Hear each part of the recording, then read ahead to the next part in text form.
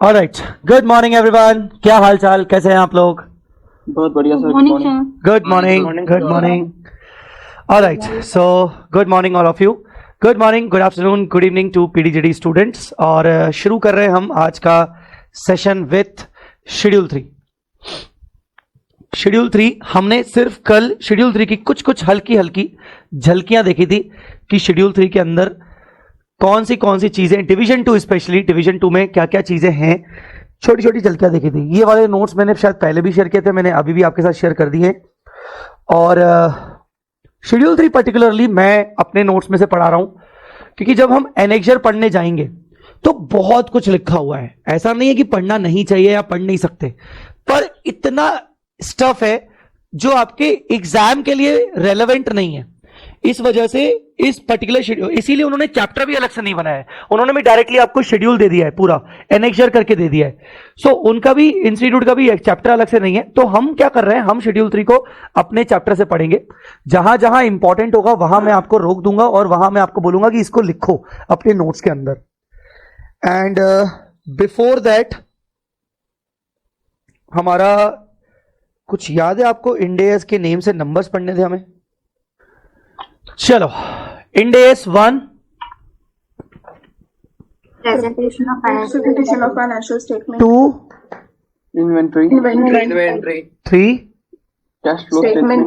3 है ही नहीं, नलायको। तो है ही नहीं sir. 7 इंडेस 7, Statement of cash flow. Statement of cash flow. इंडेस 8, Accounting ठीक है। इंडेस 10,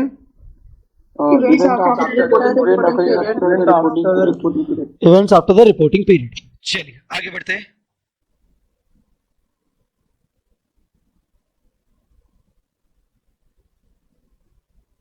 इंडेस 12,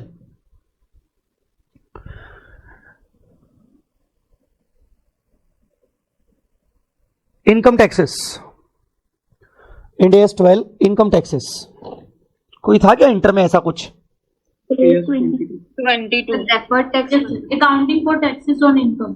yes, AS 22, very good. Accounting for taxes on income, जिसमें हम डेफर्ड टैक्सेस की बात करते हैं।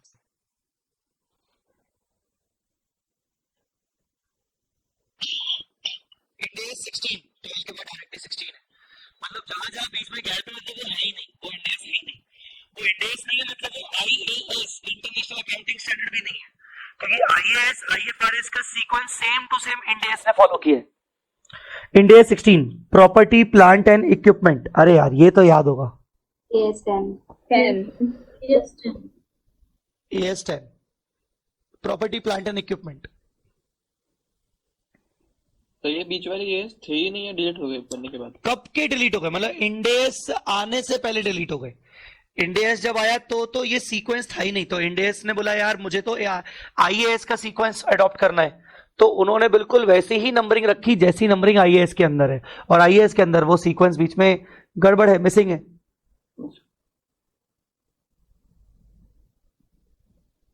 इंडेस 16 के बाद 19, Ind AS 19, employee benefits. Ind AS 19, employee benefits. इसका AS 15 करके होता है, वो आपके इंटर में नहीं था एक्चुअल में, AS 15। पर आप जानते हो CA इंटर में सारे AS आ गए, सुना है तुमने? Yes sir. CA इंटर में अब सारे के सारे AS आ गए, तो अब ये AS 15 भी पढ़ाया जाएगा CA इंटर में। तो AS 12 income taxes, Ind AS 12 income taxes, Ind AS 16 PP, Ind AS 19 employee benefits, Ind AS 20 government grants 12. AS 12.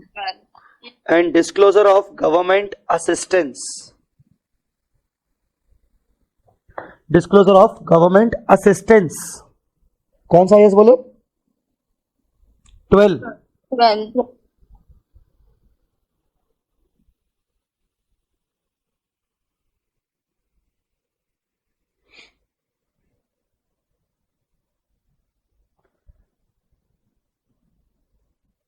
Twenty 21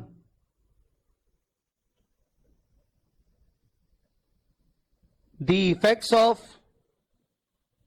changes in foreign exchange rates.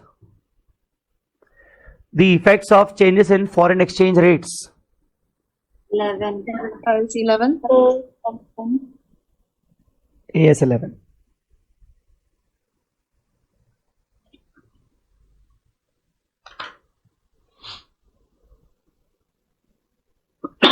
Ind AS 12 income taxes, Ind AS 16 property plant and equipment, Ind AS 19 employee benefits, Ind AS 20 government grants and disclosure of government assistance, Ind AS 21 effects of changes in foreign exchange rates.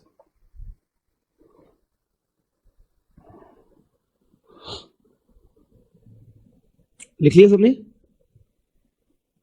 Yes, sir. Yes, sir.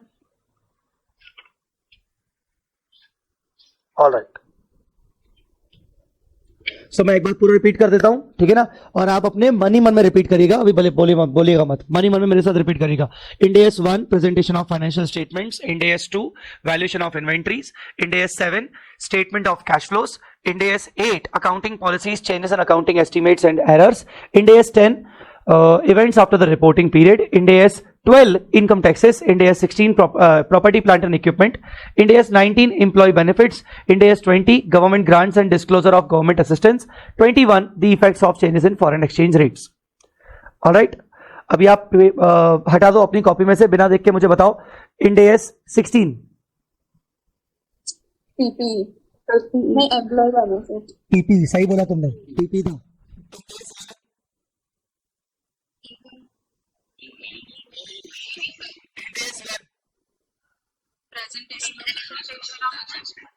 ठीक है, presentation of financial statement.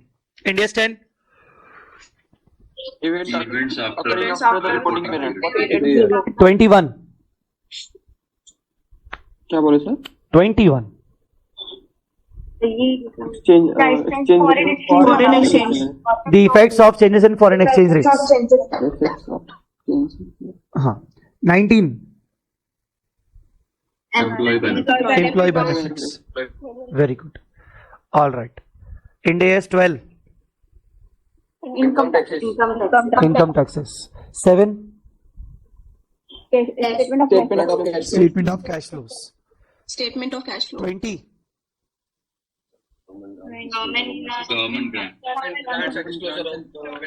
government grants and disclosure of government assistance. ठीक है, चलो done, यहां तक ठीक है. आगे बढ़ते हैं. शेड्यूल 3 के अंदर हमारे सिलेबस में एप्लीकेबल है डिवीजन नंबर 2, राइट. डिवीजन 2 क्या करता है? Division 2 basically end S based financial statements का फॉर्मेट बताता है. End S based financial statements का फॉर्मेट बताता है. आइए शुरू करते हैं. कल हमने सिर्फ ऊपर से कुछ चीजों को डिस्कस किया था, अभी हम लाइन टू लाइन चलेंगे. चलिए. सो डिवीजन 2 पढ़ रहे हैं हम, और डिवीजन 2 अप्लाई होता है उन कंपनीज के ऊपर जो companies Indian accounting standard rules follow करके अपने फाइनेंशियल स्टेटमेंट्स बनाते हैं. मैंने यहां पर भी लिख के रखा है कि भाई आपको पूरा एनेक्सर चाहिए, आपको आईसीआई के मॉड्यूल से मिल जाएगा. आईसीआई के मॉड्यूल में आपको अगर डिटेलिंग में चाहिए, डिटेलिंग इन द सेंस कि ऐसी डिटेलिंग जो रियल लाइफ में प्रैक्टिकल कंपनीज के लिए अप्लाई करने के लिए जरूरी है, बट एग्जाम के लिए as such this is not required. इसीलिए इंस्टीट्यूट ने भी उसको एनेक्सर फॉर्म में रखा है. Now general instructions for the preparation of financial statements of a company required to comply with the Ind AS. अब यहां देखो क्या क्या है. एक तो जनरल इंस्ट्रक्शन आपको मिलेगा, फिर उसके बाद बैलेंस शीट का फॉर्मेट मिलेगा, फिर बैलेंस शीट का फॉर्मेट जब खत्म हो जाएगा तो बैलेंस शीट के फॉर्मेट के बाद आपको जनरल इंस्ट्रक्शंस फिर से मिलेगा, पर वो होगा general instructions for the preparation of balance sheet. फिर वो जनरल इंस्ट्रक्शन सारे के सारे खत्म हो जाएंगे. उसके बाद पी एंड एल मिलेगा. पी एंड एल खत्म होगा, फिर उसके बाद आपको अगेन जनरल इंस्ट्रक्शंस मिलेंगे for the preparation of P and L, और वो खत्म हो जाएगा तो general instructions for the preparation of consolidated financial statement मिलेगा. मतलब ये 3 पार्ट्स में डिवाइडेड है. सबसे पहले इवन 4 पार्ट्स बोल सकते हैं. सबसे पहले general instructions overall end S follow करने के लिए फाइनेंशियल स्टेटमेंट्स, इंड एस वाले फाइनेंशियल स्टेटमेंट्स बनाने के लिए जनरल इंस्ट्रक्शंस ओवरऑल, फिर बैलेंस शीट और बैलेंस शीट के जनरल इंस्ट्रक्शंस, फिर पीएनएल और पीएनएल के जनरल इंस्ट्रक्शंस, फिर कंसोलिडेटेड फाइनेंशियल स्टेटमेंट्स के जनरल इंस्ट्रक्शंस। तो इस तरीके से है। तो सबसे पहले अपन जनरल ओवरऑल जनरल इंस्ट्रक्शंस पढ़ रहे हैं कि क्या क्या होने वाला है। So point number 1, every company to which Indian accounting standards apply shall prepare its financial statements in accordance with this schedule or with such modifications as may be required under certain circumstances। मतलब जो भी company अपने financial statements Indian accounting standards के हिसाब से बनाएगी उसको shall they have to apply this particular schedule only। और इस शेड्यूल में अगर आगे कोई मॉडिफिकेशंस हुए तो। सो कुल मिला के कहने का मतलब ये कि हर कंपनी को ये शेड्यूल 3 फॉलो करना जरूरी है, जो कि अपने फाइनेंशियल स्टेटमेंट्स इन डेज के अकॉर्डिंग बनाएगी, उनको अप्लाई करना पड़ेगा। मतलब following the schedule 3 is mandatory. कुल मिला के शेड्यूल 3 क्या है? मैंडेटरी है। शेड्यूल 3 है मैंडेटरी। आगे, the disclosure requirements specified in this schedule are in addition and not in substitution of the disclosure requirements specified in Indian accounting standards. अब होता क्या है कि हर इंडियस के अंदर डिस्क्लोजर्स होते हैं। मैंने जब आपको इंडियस के बारे में पढ़ा था तो आपको याद है मैं इंडियस के डिस्क्लोजर्स के बारे में मैंने आपको पूरा कंटेंट बताया था कि इंडियस में क्या क्या होता है। मैंने आपको ये चीज बताई थी, भूल गए तुम लोग? ये देखो, how Ind AS has been structured. Objective होता है इंडियस के अंदर, फिर उसके बाद उसकी स्कोप होती है, उसकी डेफिनेशन होती है, फिर कंटेंट होता है, फिर डिस्क्लोजर होते हैं। अरे कोई तो जवाब दो। Yes sir. Yes, sir. जवाब भी नहीं दे रहा मेरे को तो। डिस्क्लोजर होते हैं। तो क्या होता है कि इंडेस के अंदर भी डिस्क्लोजर रिक्वायरमेंट्स होती है, हर एक इंडेस वाइज। मतलब इंडेस 12 के अपने खुद के डिस्क्लोजर रिक्वायरमेंट्स होंगे, इंडेस 16 पीपी के अपने डिस्क्लोजर रिक्वायरमेंट्स होंगे, but at the same time हर इंडेस के अलावा शेड्यूल 3 के भी डिस्क्लोजर रिक्वायरमेंट्स होते हैं। शेड्यूल 3 के भी डिस्क्लोजर रिक्वायरमेंट्स होते हैं। तो हमें शेड्यूल 3 के डिस्क्लोजर रिक्वायरमेंट्स और इंडेस के डिस्क्लोजर रिक्वायरमेंट्स दोनों को फॉलो करना है। ऐसा नहीं है कि भाई इंडेस के डिस्क्लोजर रिक्वायरमेंट्स फॉलो कर दिए तो इसके फॉलो करने की जरूरत नहीं, इसके फॉलो कर दिए तो इंडेस के फॉलो करने की जरूरत नहीं है। ये दोनों फॉलो करना है। मतलब ये वाले डिस्क्लोजर रिक्वायरमेंट्स एडिशनल है, सब्स्टिट्यूटेड नहीं है। आपको इंडेस के अपने अलग से फॉलो करने हैं। So additional disclosures specified in Ind AS shall be made in the notes to accounts or by way of additional statement or statements unless required to be disclosed on the face of the financial statement। अब सुनो, एक Ind AS 33 है, मैं नाम बोलूंगा तो शायद तुम्हें उसका AS समझ में आ जाएगा। एक Ind AS 33 है, अर्निंग्स पर शेयर, AS 20 अर्निंग्स पर शेयर। तुम लोगों को पता है अर्निंग्स पर share EPS, basic EPS, diluted EPS करके निकालते थे तुम लोग, ठीक है? तो बेसिक ईपीएस, डाइल्यूटेड ईपीएस तुम जानते हो उसको कहां शो करते हैं, डिस्क्लोज कहां करते हैं उसको? Profit and loss account, face of the financial statement में। Yes, face of the financial statement में। तो वो वही बोल रहा है कि जब तक तुम्हें स्पेसिफिकली ना बोला जाए कि तुम्हें उसको बैलेंस शीट के फेस पे दिखाना है, तुम्हें उसको पीएनएल के फेस पे दिखाना है, तब तक तुम पर्टिकुलरली जितने भी डिस्क्लोजर्स होंगे इंडेस वाले वो तुम नोट्स के अंदर दिखाओगे, या फिर नोट्स में नहीं दिखाना चाहते हो तो एडिशनल स्टेटमेंट बना के दिखाओगे, पर फेस पे नहीं दिखाओगे। तो ये शेड्यूल 3 कहता है कि इवन इंडेस वाले डिस्क्लोजर्स भी जब तक मोर स्पेसिफिकली फेस के लिए रिक्वायर्ड ना हो तब तक आप उसको नोट्स के अंदर या एडिशनल स्टेटमेंट के अंदर दिखाओगे।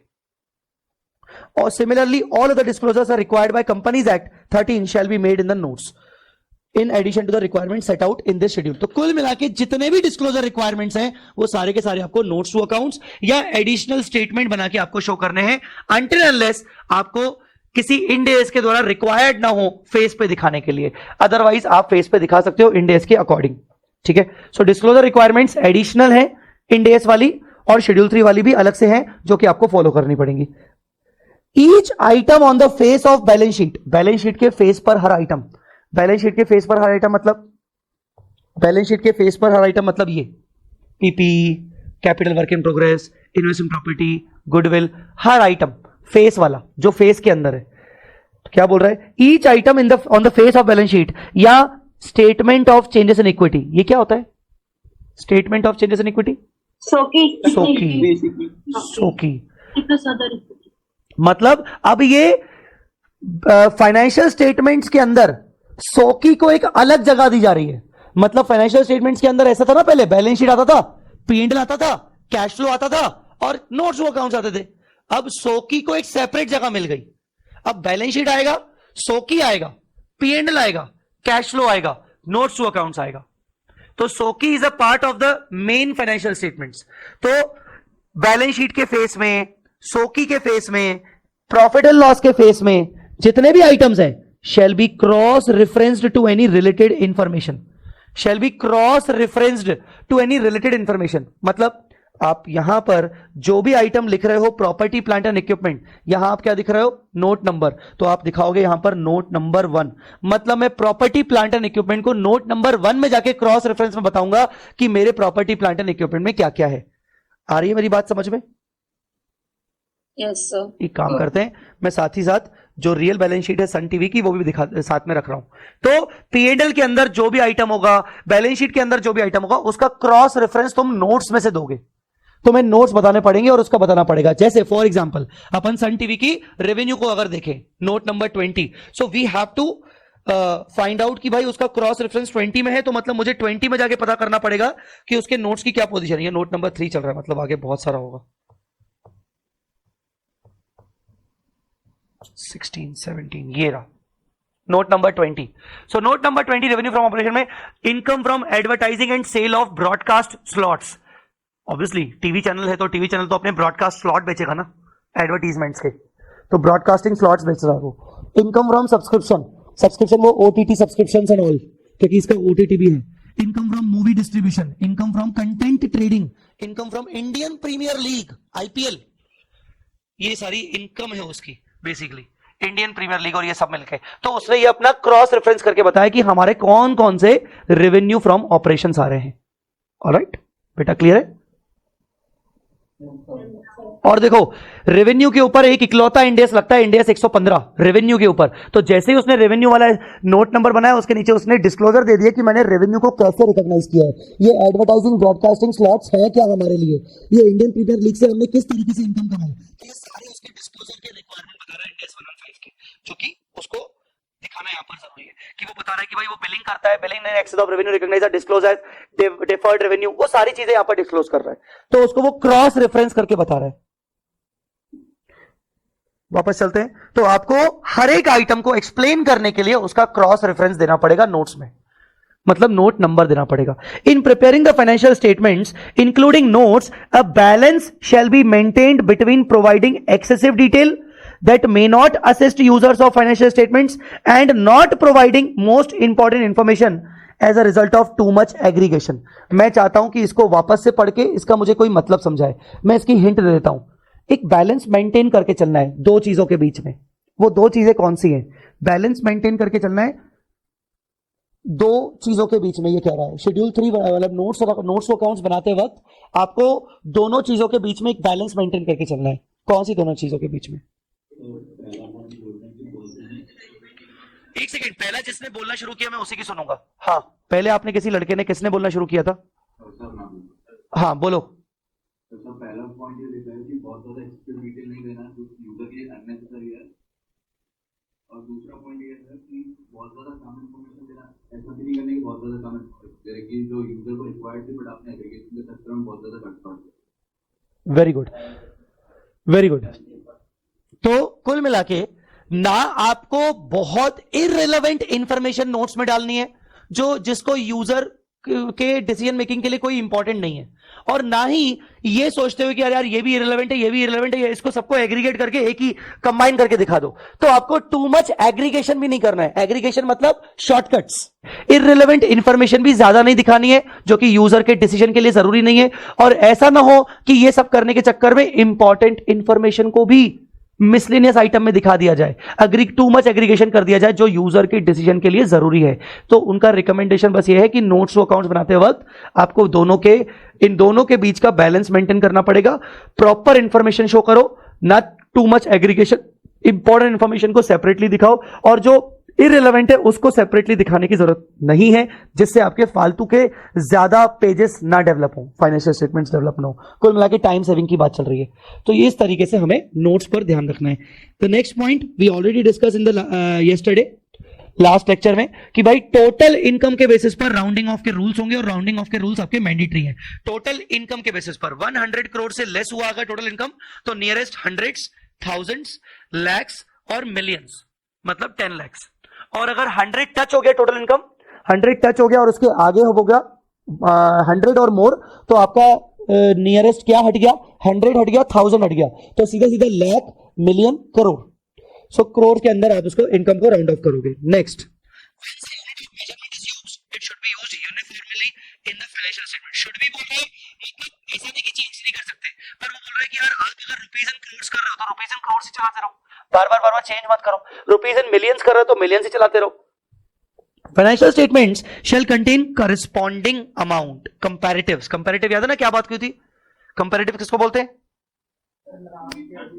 लास्ट ईयर वाले, प्रीवियस ईयर वाले कंपैरेटिव्स। तो फाइनेंशियल स्टेटमेंट्स कहां गया? Financial statements shall contain comparatives for the immediately preceding reporting period for all items. भाई साहब अब ना यहां पर आके सुनो ध्यान से, ये इंपॉर्टेंट किस रिस्पेक्ट में है। शेड्यूल 3 कहता है कि तुम कंपैरेटिव तुम्हें देना पड़ेगा, मतलब पिछले साल का, और पिछले साल का ही देना पड़ेगा comparative.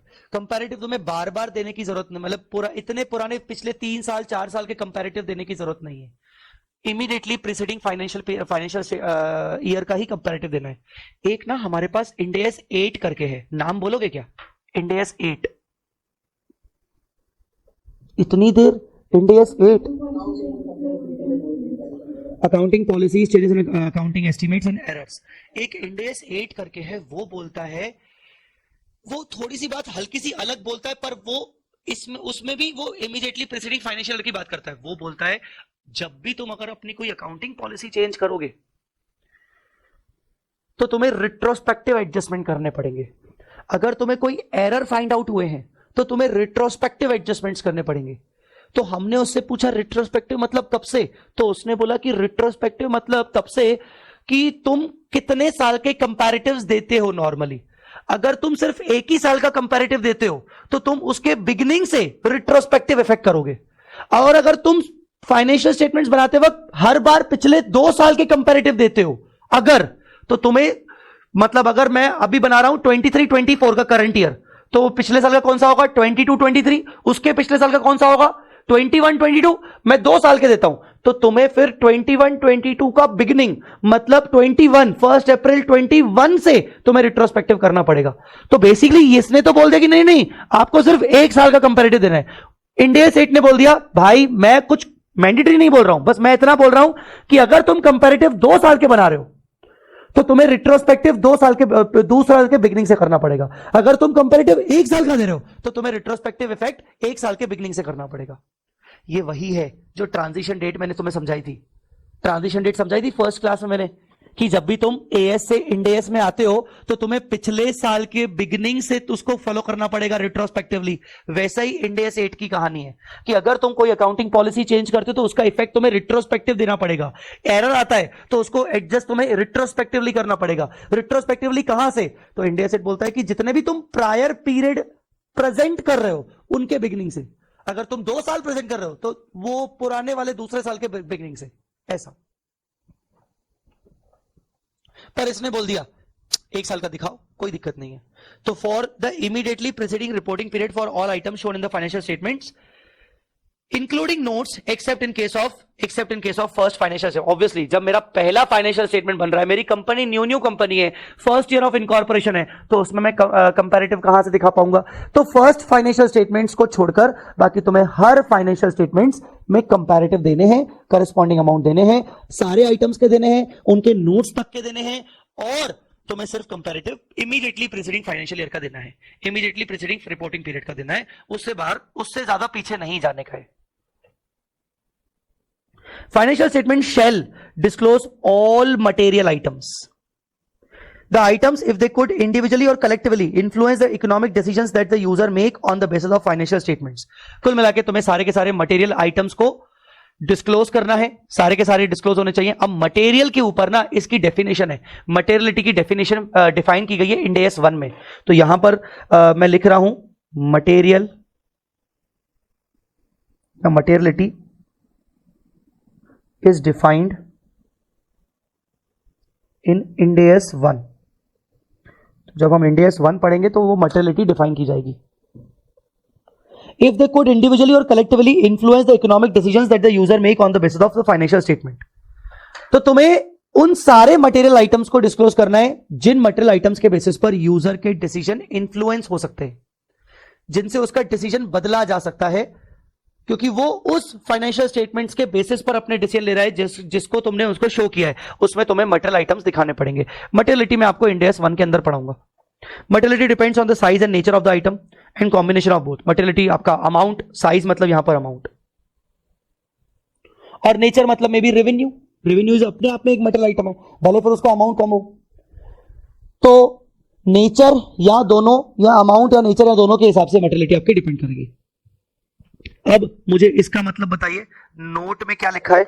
I want you to read this पहले अपने मन में, एंड जो पहले बोलेगा मुझे उसका फिर मतलब समझना है.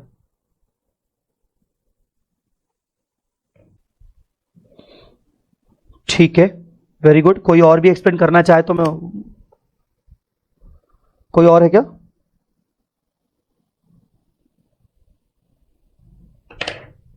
What do you mean by line item, सबलाइन item? Line item, सबलाइन item का मतलब क्या होता है?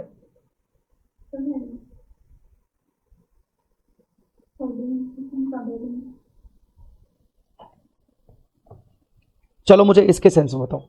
यहां पर हेडिंग क्या है, सब हेडिंग क्या है, लाइन आइटम क्या है, सब लाइन आइटम क्या है? फाइनेंशियल एसेट्स जो रिक्वायर्ड है वो लाइन आइटम है, और उसके अंदर भी इन्वेस्टमेंट वगैरह लिखे हैं, सब लाइन आइटम है. वेरी गुड, बहुत बढ़िया. तो हेडिंग क्या है? Very good. Assets, non current asset, ये हेडिंग सब हेडिंग है. ठीक है. और फाइनेंशियल एसेट करके जो लिखा है वो लाइन आइटम है, और जो नीचे उसकी दी है वो सब लाइन आइटम है. अब जब सब लाइन आइटम करोगे तो उसका सब टोटल भी तो करोगे. उसका सब टोटल भी लिखोगे. ठीक है. तो ये वही बात कर रहे हो कि जो भी आप लाइन आइटम्स दिखा रहे हो, सब लाइन आइटम्स दिखा रहे हो, उसके सब टोटल्स कर रहे हो, shall be presented as an addition or substitution on the face of the financial statement when such presentation is relevant to the understanding of company's financial position to cater to industry or specific sector disclosure requirements. अब ये बात ऐसी है कि आप line item, सब line item में अपने हिसाब से हल्के फुल्के चेंजेस कर सकते हो. वो industry to industry, sector to sector depend करता है. इसमें आप उसके हिसाब से ऊपर नीचे कर सकते हो. थोड़ा बहुत प्रेजेंटेशन आप उसके सेक्टर टू सेक्टर अपने कंपनी वाइज चेंज हो सकता है. अपन सन टीवी का देखते हैं एक बार ऐसे ही. बैलेंस शीट पे आते हैं अपन इसकी. देखे भाई, तो इन्होंने क्या किया, असेट्स आ गया, नॉन करंट असेट आ गया. इन्होंने क्या दिखा दिया, प्रॉपर्टी, प्लांट एंड इक्विपमेंट, फिर कैपिटल वर्क इन प्रोग्रेस. तो उन्होंने नोट नंबर 4 नहीं दिया, उन्होंने नोट नंबर 3.1 दिया, क्योंकि उन्होंने बोला यार कैपिटल वर्क इन प्रोग्रेस हमारा पीपी के अंदर ही होगा, बस अंडर डेवलपमेंट होगा. Investment property, other intangible goodwill उनके पास है ही नहीं, तो हटा दिया. क्यों दिखाएं जब है ही नहीं? तो आरओयू असेट करके उन्होंने दिखाया एक सेपरेटली. अब टेक्निकली आरओयू असेट क्या होती है? आरओयू असेट जो होती है वो लीज वाली असेट होती है. आरओयू असेट का राइट टू यूज असेट, इसको आरओयू असेट बोलते हैं, राइट ऑफ यूज. तो ये लीजेस वाली असेट होती है. आपने जब बचपन में पढ़ा होगा lease hold property, lease hold property करके कई बार आपने सुना होगा. सुना है? उसका नाम चेंज हो गया एक्चुअली इंडिया में. अब अपन उसको लीज होल्ड प्रॉपर्टी नहीं बोलते, हम बोलते हैं राइट टू यूज असेट. तो वो बेसिकली लीज होल्ड प्रॉपर्टी है. और ये जो लीज होल्ड प्रॉपर्टी है ये इंडिया 116 के अकॉर्डिंग शो की जाती है, लीजेस के अकॉर्डिंग. तो इंडिया 116 बोलता है कि या तो आप उसको सेपरेटली दिखाओ, या तो आप उसको पीपी के अंदर जगह दो और पीपी के नोट में जाके आप उसको सेपरेटली दिखाओ. तो इनकी मर्जी. अब इन्होंने क्या किया, इन्होंने पीपी के अंदर ना दिखा के इन्होंने राइट टू यूज को सेपरेटली दिखा दिया. तो इन्होंने अपने हिसाब से चेंजेस कर दिए. इन्वेस्टमेंट इन सब्सिडी, ज्वाइंट वेंचर इन्होंने अलग से ऐसे दिखा दिया. फिर फाइनेंशियल एसेट के अंदर इन्होंने 2 लाइन, सब लाइन आइटम्स इन्होंने ऐसे दिखा दिए. तो ये उन्होंने अपने हिसाब से थोड़ा बहुत अपने आप चेंजेस कर सकते हो. ठीक है, ये वो बता रहे कि आप अब देखो यहां पर देखो क्या किया है, करंट लायबिलिटी में गवर्नमेंट ग्रांट दिखा दिया. See this government grant. अब गवर्नमेंट ग्रांट का इन्होंने नंबर 17 बता दिया, जबकि हम शेड्यूल 3 का फॉर्मेट देखें भाई, कहां है करंट लायबिलिटी में, कहां है गवर्नमेंट ग्रांट? ऐसा है ही नहीं. तो उन्होंने अपने हिसाब से सेक्टर टू सेक्टर या अपने रिक्वायरमेंट के अकॉर्डिंग, अपने यूजर को इंफॉर्मेशन के अकॉर्डिंग आप उसमें हल्के फुल्के चेंजेस कर सकते हो. यहां कहां है गवर्नमेंट ग्रांट भाई? नहीं है. पर उन्होंने सेपरेटली शो किया. उन्होंने सेपरेटली शो किया कि भाई गवर्नमेंट ग्रांट हमने 17 दिखाई, 2.91 CR. समझ रहे हो मेरी बात, मैं क्या बोल रहा हूं? क्लियर हो रहा है सबको? Alright, very good. अब ये देखो ट्रेड पेबल, हमें यहां पर हमने कल पढ़ा था कि ट्रेड पेबल आपको outstanding dues for micro and outstanding dues for creditors other than micro ये दिखाना पड़ेगा, तो इन्होंने ये दिखाया है total outstanding dues for micro and other than micro, उन्होंने ट्रेड पेबल्स को ऐसे बाइफर्केशन किया है। अब उनके पास नॉन करंट में कोई ट्रेड पेबल होंगे ही नहीं, जबकि शेड्यूल 3 बोल रहा है कि अगर आपके पास नॉन करंट के अंदर भी ट्रेड पेबल हो तो उसको दिखाओ। जब इनके पास है ही नहीं, जीरो फिगर है, तो वो क्यों बताए, तो इन्होंने उसको हटा दिया। उसकी जगह पर उन्होंने गवर्नमेंट ग्रांट दिखा दिया, उनके लिए रेलेवेंट है, उनको अपने यूजर्स को बताना है। तो ऐसे आप चेंजेस कर सकते हो। तो लाइन आइटम के अंदर, सब लाइन आइटम के अंदर आप चेंज कर सकते हो। भाई वो हेडिंग सब हेडिंग नहीं बोल रहा है, हेडिंग सब हेडिंग आपको डालनी पड़ेगी सारी की सारी, मतलब current asset, non current asset, current liability, non current liability, equity, ये सारी हेडिंग्स आपको डालनी पड़ेंगी। आप उसमें चेंजेस नहीं करना, ठीक है। तो स्पेसिफिक इंडेस रिक्वायरमेंट के अकॉर्डिंग आप थोड़े बहुत चेंजेस कर सकते हो लाइन आइटम, सब लाइन आइटम में। बेटा यहां तक आपको जनरल इंस्ट्रक्शंस क्लियर हो गए सारे के सारे? ऑलराइट, चलिए इंडेस प्रॉपर्टी प्लांट एंड इक्विपमेंट का कौन सा होता है? चलो बोलो, प्रॉपर्टी प्लांट एंड इक्विपमेंट का इंडेस कौन सा होता है? 16 इंडेस 16, ठीक है। कैपिटल वर्क इन प्रोग्रेस का कौन सा होता है? Sir same, Ind AS 16। Investment property, मैं अब आपको ना बैलेंस शीट इंडेस वाइज दिखा रहा हूं कि बैलेंस शीट में कौन कौन से इंडेस लगते हैं। इन्वेस्टमेंट प्रॉपर्टी के ऊपर आता है 40, गुडविल के ऊपर कौन सा होता है? एएस के अंदर गुडविल कब आती थी?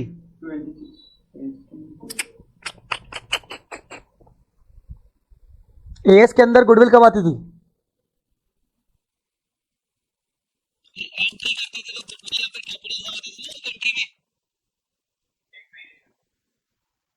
अमेलगमेशन, अमेलगमेशन एएस 14 याद है कि नहीं?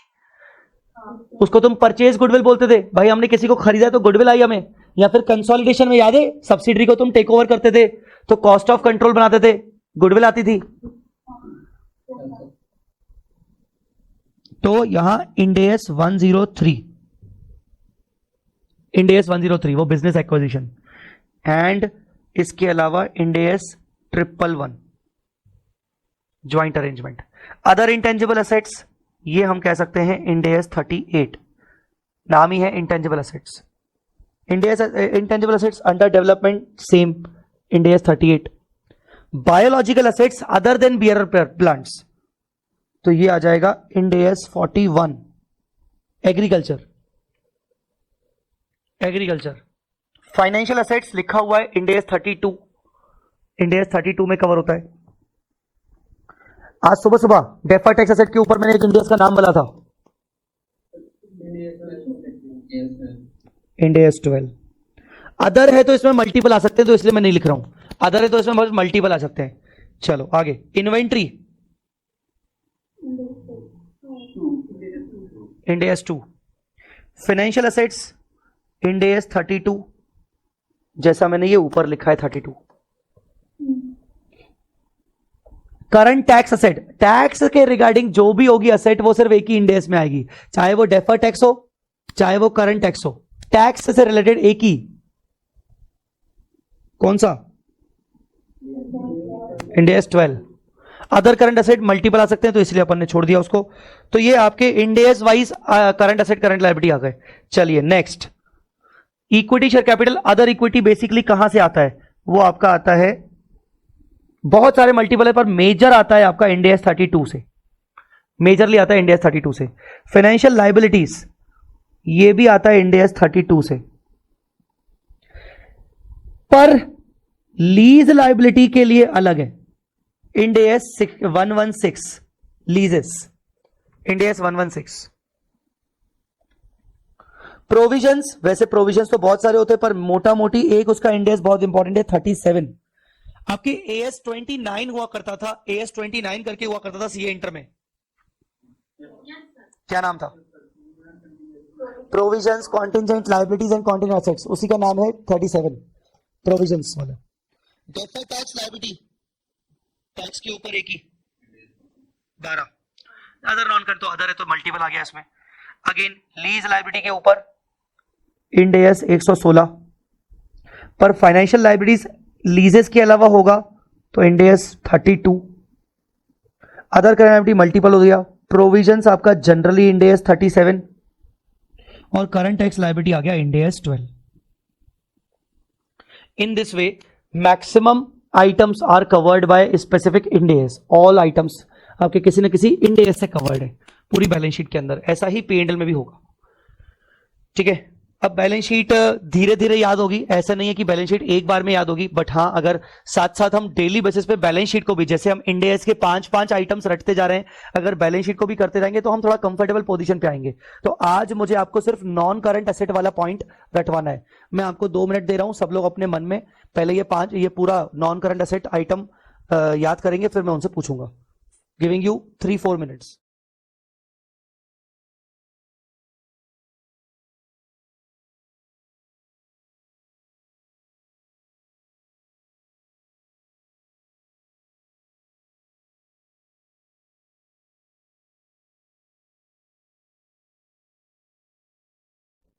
देख लिया?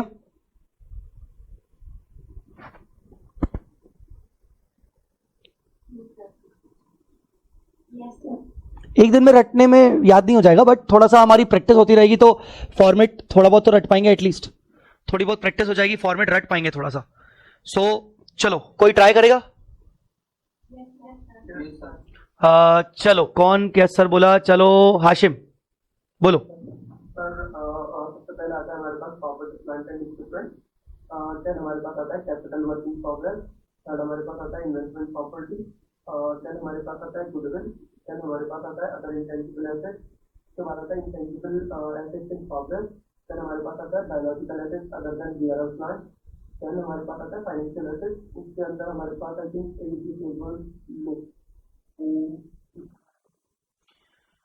चलो ठीक है, छोड़ दो उसको।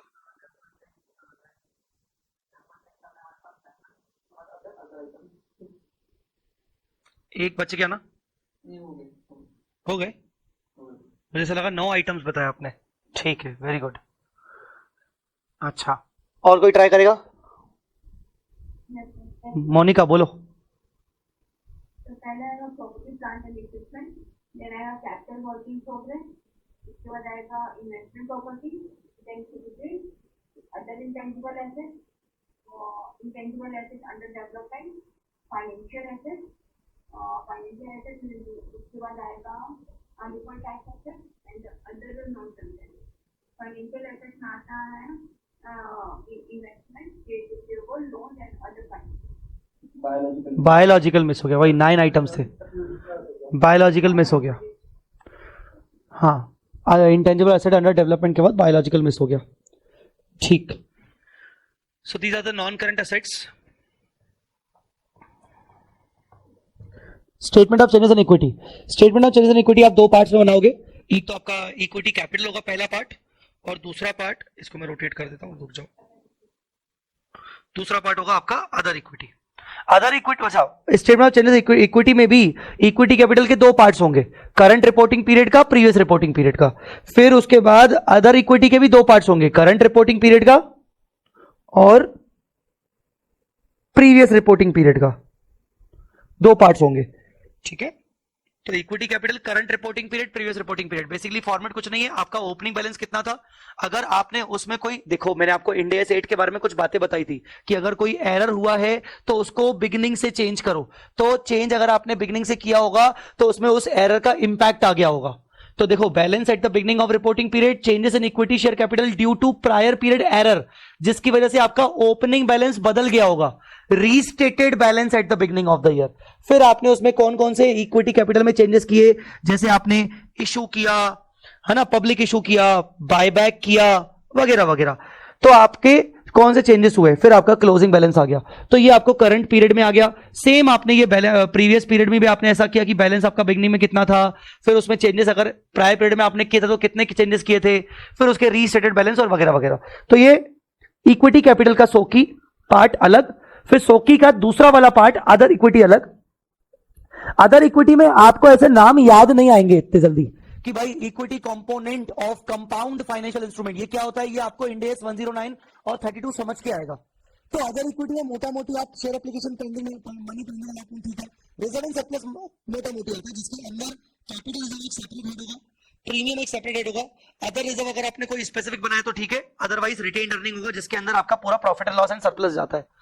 तो बाकी आपको आइटम बहुत अभी कम ऐसे समझ आएंगे क्योंकि उसका स्पेसिफिक इंड एस है, लिखे हुए ऑलरेडी मैंने। तो debt instrument through OCI, equity instrument through OCI, hedge reserves, उसके बाद रीवैल्यूएशन सरप्लस, ये पीपी वाला है, एएस 10 में भी आप रीवैल्यूएशन बनाते थे। एक्सचेंज डिफरेंस ये एएस 11 वाला है जो कि इंडेस 21 वाला है। अदर आइटम्स ऑफ ओसीआई इंडेस 19 ये याद नहीं आएगा।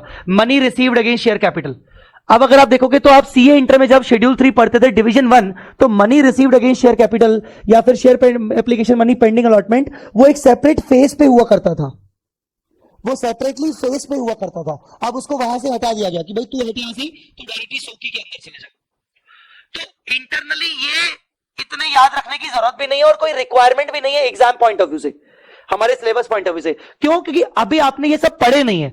जैसे जैसे पढ़ते जाओगे तो आपको समझ में आ जाएगा कि करना क्या है, कि कॉलम ही खींचना है सबका।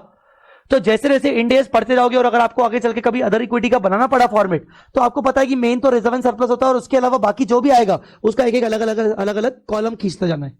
तो वो आपको बार धीरे धीरे सिखाया जाएगा जब इंडेस पढ़ेंगे हम। A company shall disclose the shareholding of the promoters as under. हाँ, प्रमोटर्स की शेयर होल्डिंग डिस्क्लोज करना जरूरी है।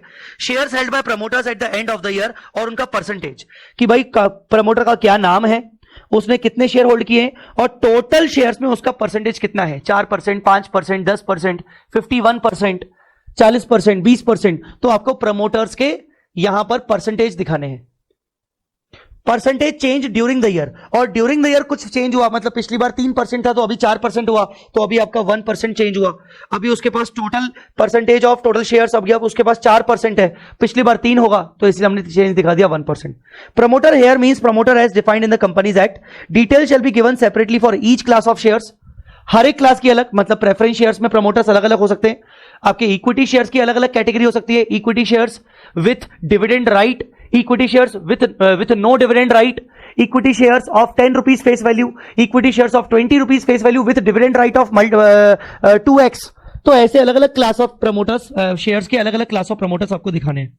Percentage change shall be computed with respect to the number of numbers at the beginning of the year, और if issue during the year for the first time with respect to the date of issue. तो कुल मिला के percentage of change भी आपको beginning से compare करके दिखाना है। प्रमोटर्स की डिटेल्स, यहां तक आपके बैलेंस शीट वाला पार्ट खत्म हो गया और उसके जनरल इंस्ट्रक्शन शुरू हो रहे हैं। आपने किस किस बच्चे ने सीए इंटर में करंट एसेट की डेफिनेशन पढ़ी हुई है? किस किस बच्चे ने करंट एसेट और करंट लायबिलिटी की डेफिनेशन पढ़ी हुई है? कोई है आप में से जिसको क्लास में ही सही इंटर की क्लासेस करते वक्त आपको करंट एसेट और करंट लायबिलिटी की डेफिनेशन पढ़ाई गई थी? ठीक है, पर अब तो सर हम फाइनल में हैं, तो अब थोड़ा सा हमसे एक्सपेक्टेशन बढ़ गई सर, है ना, हमसे एक्सपेक्टेशन बढ़ गई। तो अब एक्सपेक्टेशन बढ़ गई और हम ले रहे हैं लाइव क्लास, तो सर कायदे से आपको अभी कुछ नहीं बोलना चाहिए। कायदे सर आप ना 2-4 मिनट चुप हो जाओ, सर हम थोड़ा ट्राई मारेंगे, उसके बाद आप समझाना। सर पहले हम खुद ट्राई मारेंगे पॉइंट वाइज करंट एसेट को और करंट लायबिलिटी को, और फिर देखते हैं कि हम कितना सही बोल पाते हैं। क्या बोलते हो? तुम्हारे मन की बात बोली कि नहीं मैंने? हाँ नहीं, मैं बोल, तुम्हारे मन में शायद यही चल रहा होगा मेरे हिसाब से। बस मैं एक जरिया हूं जिसको पता चल गया कि हाँ तुम्हारे मन में क्या चल रहा है, तो मैंने बता दिया। हाँ वेरी गुड। तो शुरू नहीं नहीं ऐसे नहीं नहीं बेटा नहीं, पढ़ो पॉइंट वाइज। मैं पूछूंगा और मैं नाम से पूछूंगा कि भाई तुम मुझे बताओ इसका मतलब क्या है ना, ऐसे नहीं। ठीक है, पहले पढ़ो। मैं बैठा हूं इधर, मैं यही हूं।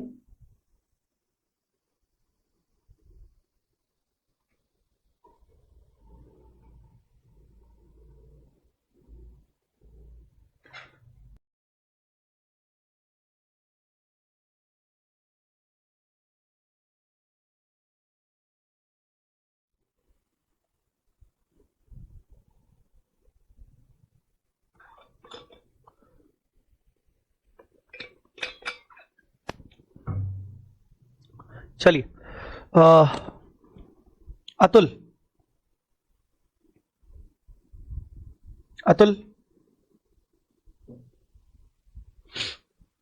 कृपाली,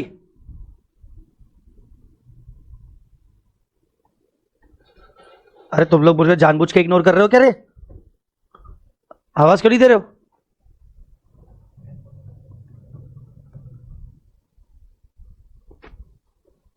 हर्षित? Yes sir. हाँ, करंट एसेट का first point.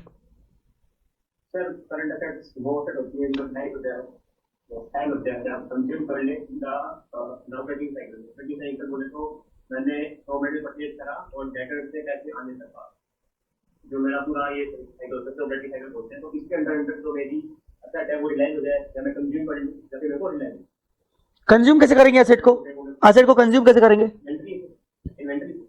All right, inventory है। ओके, ठीक है, very good. So it expects to realise the asset, मतलब कहीं ना कहीं ये डेटर्स की बात कर रहा है। Expect to realise the asset मतलब एसेट से रियलाइजेशन आ जाए, मतलब डेटर्स। दूसरा, it intends to sell the asset, मतलब ये फिनिश्ड गुड्स की बात कर रहा है, ये फिनिश्ड गुड्स की बात कर रहा है। ऊपर वो डेटर की बात कर रहा था। या it intends to consume the asset, मतलब ये रॉ मटेरियल की बात कर रहा है, ये रॉ मटेरियल की बात कर रहा है। पहला, इट मतलब entity, entity expects to realise the asset, debtors. Entity intends to sell the asset, finished goods. Entity intends to consume the asset, raw material. In the normal operating cycle, normal operating cycle के अंदर normal operating cycle अगर मेरा 6 महीने का है तो 6 महीने में मुझे रियलाइज हो जाए, 6 महीने में मैं कंज्यूम कर लूं, 6 महीने के अंदर मैं सेल करूं।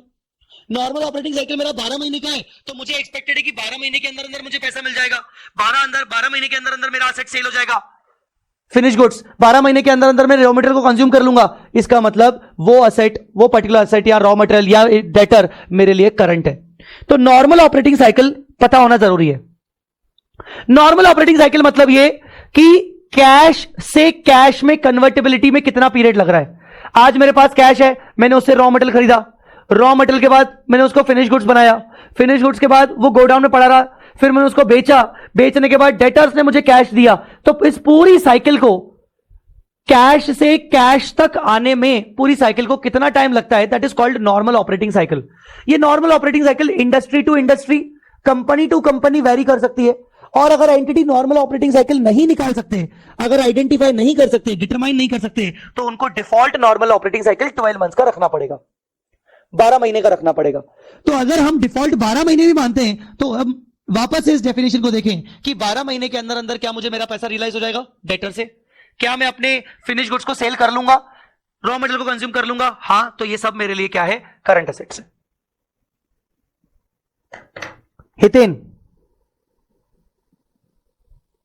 हितेन चौधरी, कनिष्का इसरानी। Yes, sir. हाँ, second number point. Second point ये कहता है कि आपने उस एसेट को प्राइमरीली ट्रेडिंग के पर्पस के लिए होल्ड किया। फॉर एग्जांपल कोई शेयर है, आपकी इन्वेंट्री है, तो आप उसको ट्रेड करना चाहते हैं, उस पर्पस के लिए आपने होल्ड किया, तो करंट एसेट नहीं तो एक मुझे ये बताओ, for the purpose of trading मतलब इन्वेंट्री की बात कर रहा है क्या? तो इन्वेंट्री तो ऊपर आ गया, मतलब गुड्स की बात कर रहा है तो वो ऊपर आ गया। अच्छा, okay. So it holds the asset primarily for the purpose of trading. यहां पर बात इन्वेस्टमेंट्स के रिस्पेक्ट में कर रहा है, मतलब जितने भी आपने इन्वेस्टमेंट्स करके रखे हैं, इक्विटी इन्वेस्टमेंट्स आपने किए हैं, आप फ्यूचर्स एंड ऑप्शंस में इन्वेस्टमेंट करते हो। आपने सुना होगा फ्यूचर्स ऑप्शंस, F&O, इवन हो सकता है आप में से कुछ लोग लगाते भी होंगे पैसा, मे भी शायद मार्केट में। सो F&O अगर आपने करके सुना हो, AFM आपका जो सब्जेक्ट है उसमें भी आप पढ़ोगे, तो फ्यूचर्स, ऑप्शंस, डेरिवेटिव कॉन्ट्रैक्ट्स, आप उसमें ना रेगुलर बेसिस पे ट्रेडिंग करते हो। आप इक्विटी इन्वेस्टमेंट्स रेगुलर बेसिस पे आप ट्रेड करते हो। तो आपका प्राइमरली पर्पस है कि भाई इक्विटी शेयर खरीदा, उसको रेगुलरली ट्रेड करना, जब भी मार्केट आपके फेवर में हुआ आपने उसको बेच दिया। सो बेसिकली आप ना इन्वेस्टमेंट्स को रेगुलर ट्रेडिंग पर्पस के लिए होल्ड करके बैठे हो, तो वो आपका इन्वेस्टमेंट से रिलेटेड पॉइंट हो गया। So this point is dedicated for the investment, basically for the purpose of trading. Alright, next Kiran Sonar, point number 3। Yes, third number point. मतलब कि अगर वो एसिड बेच सकते हैं तो विद इन 12 मंथ के अंदर वो रियलाइज हो सकता है, और मतलब एसिड बेच कर विद इन 12 मंथ के अंदर एसेट बेच कर क्यों बेचना क्या है? बेचने वाली बात क्या है? Angi Shah. Yes sir. Sir ये कहते हैं कि विद इन रिपोर्टिंग पीरियड के विद इन 12 मंथ में असेट रियलाइज हो सकते हैं या नहीं?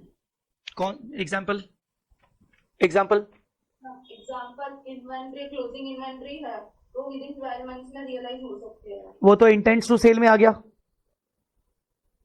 वो तो इंटेंट्स टू सेल में आ गया। इट एक्सपेक्ट्स टू, हाँ इन्वेस्टमेंट भी आ सकता है। ठीक है, इन्वेस्टमेंट आ सकता है। It expects to realise the asset within 12 months after the reporting period. Generally आपके यहां पर ना लोन्स एंड एडवांसेस आते हैं, लोन्स एंड एडवांसेस। आप ये ध्यान रखिएगा कि हाँ डेटर्स भी आ सकता है, पर मोटा मोटी मैंने डेटर्स को किस पॉइंट में कवर कर दिया? फर्स्ट पॉइंट में कवर कर दिया। बट ऐसा नहीं है कि मतलब कि भाई ऊपर आ गया तो नीचे नहीं आ सकता। बट मैं कोशिश कर रहा हूं कि मैं डिफरेंट एग्जांपल्स आइटम्स बताते जाऊं जिससे आपको थोड़ा सा और आपका वाइडर स्कोप बढ़ता जाए। सो नो डाउट डेटर्स भी आ सकते हैं। भाई यहां पर मैं नॉर्मल ऑपरेटिंग साइकिल डिफाइन नहीं कर पा रहा हूं तो मैंने डेटर्स को नीचे रख दिया कि यार विद इन 12 मंथ्स में तो मेरा रियलाइज हो रहा है ना, बस बात खत्म, मैंने करंट मान लिया। बट अदर देन डेटर्स और क्या हो सकता है? लोन्स हो सकते हैं, एडवांसेस हो सकते हैं। आपने किसी को एडवांसेस दिए हैं, सब्सिडरी कंपनी को एडवांसेस दिए हैं, आपने सिस्टर कंसर्न को एडवांसेस दिए हैं, लोन्स दिए हैं, डायरेक्टर को लोन दिया है। सो बेसिकली वो आपके लोन्स एंड एडवांसेस अगर रियलाइज हो रहे हैं विद इन 12 मंथ्स के अंदर अंदर तो वो आपका करंट एसेट्स है। लास्ट बहुत इंटरेस्टिंग है, लास्ट बहुत इंपॉर्टेंट है, मुझे इसको पूछना है तुम सबसे। लास्ट बहुत इंपॉर्टेंट है। केतन, इसके अंदर वो कैश बोल रहे हैं कि asset is restricted from being exchange. तो जैसे आपने इंटर टाइम पे भी मैंने देखा था, तो बहुत सी बार रेस्ट्रिक्शन अपने ऊपर ऑपरेटिव लगा देते हैं, आपका कैश यूज नहीं कर सकते। तो पहला ये था, और दूसरा जब आपका बिजनेस में वो कहीं ना कहीं इस तरह से कैश इंजेक्ट करके आप उसे यूटिलाइज कर पाओ। अच्छा ओके, तो कैश एंड कैश इक्विवेलेंट को करंट मानेंगे कि नहीं मानेंगे फिर अकॉर्डिंग टू दिस लाइन? नहीं, अगर रेस्ट्रिक्टेड है तो नहीं मानेंगे। रेस्ट्रिक्टेड दो महीने के लिए रेस्ट्रिक्टेड है। नहीं, तो फिर ले लेंगे ना। अगर वो 12 मंथ से रिपोर्टिंग पीरियड से ज्यादा रेस्ट्रिक्टेड है तो नहीं मानेंगे फिर current. At least 12 months reporting period के बाद एटलीस्ट 12 महीने तक अगर मैं कैश को यूज नहीं कर सकता, मेरा कैश एंड कैश इक्विवेलेंट हमेशा करंट एसेट होगा अनलेस उसके ऊपर किसी प्रकार की रेस्ट्रिक्शन इन्वॉल्व ना हो।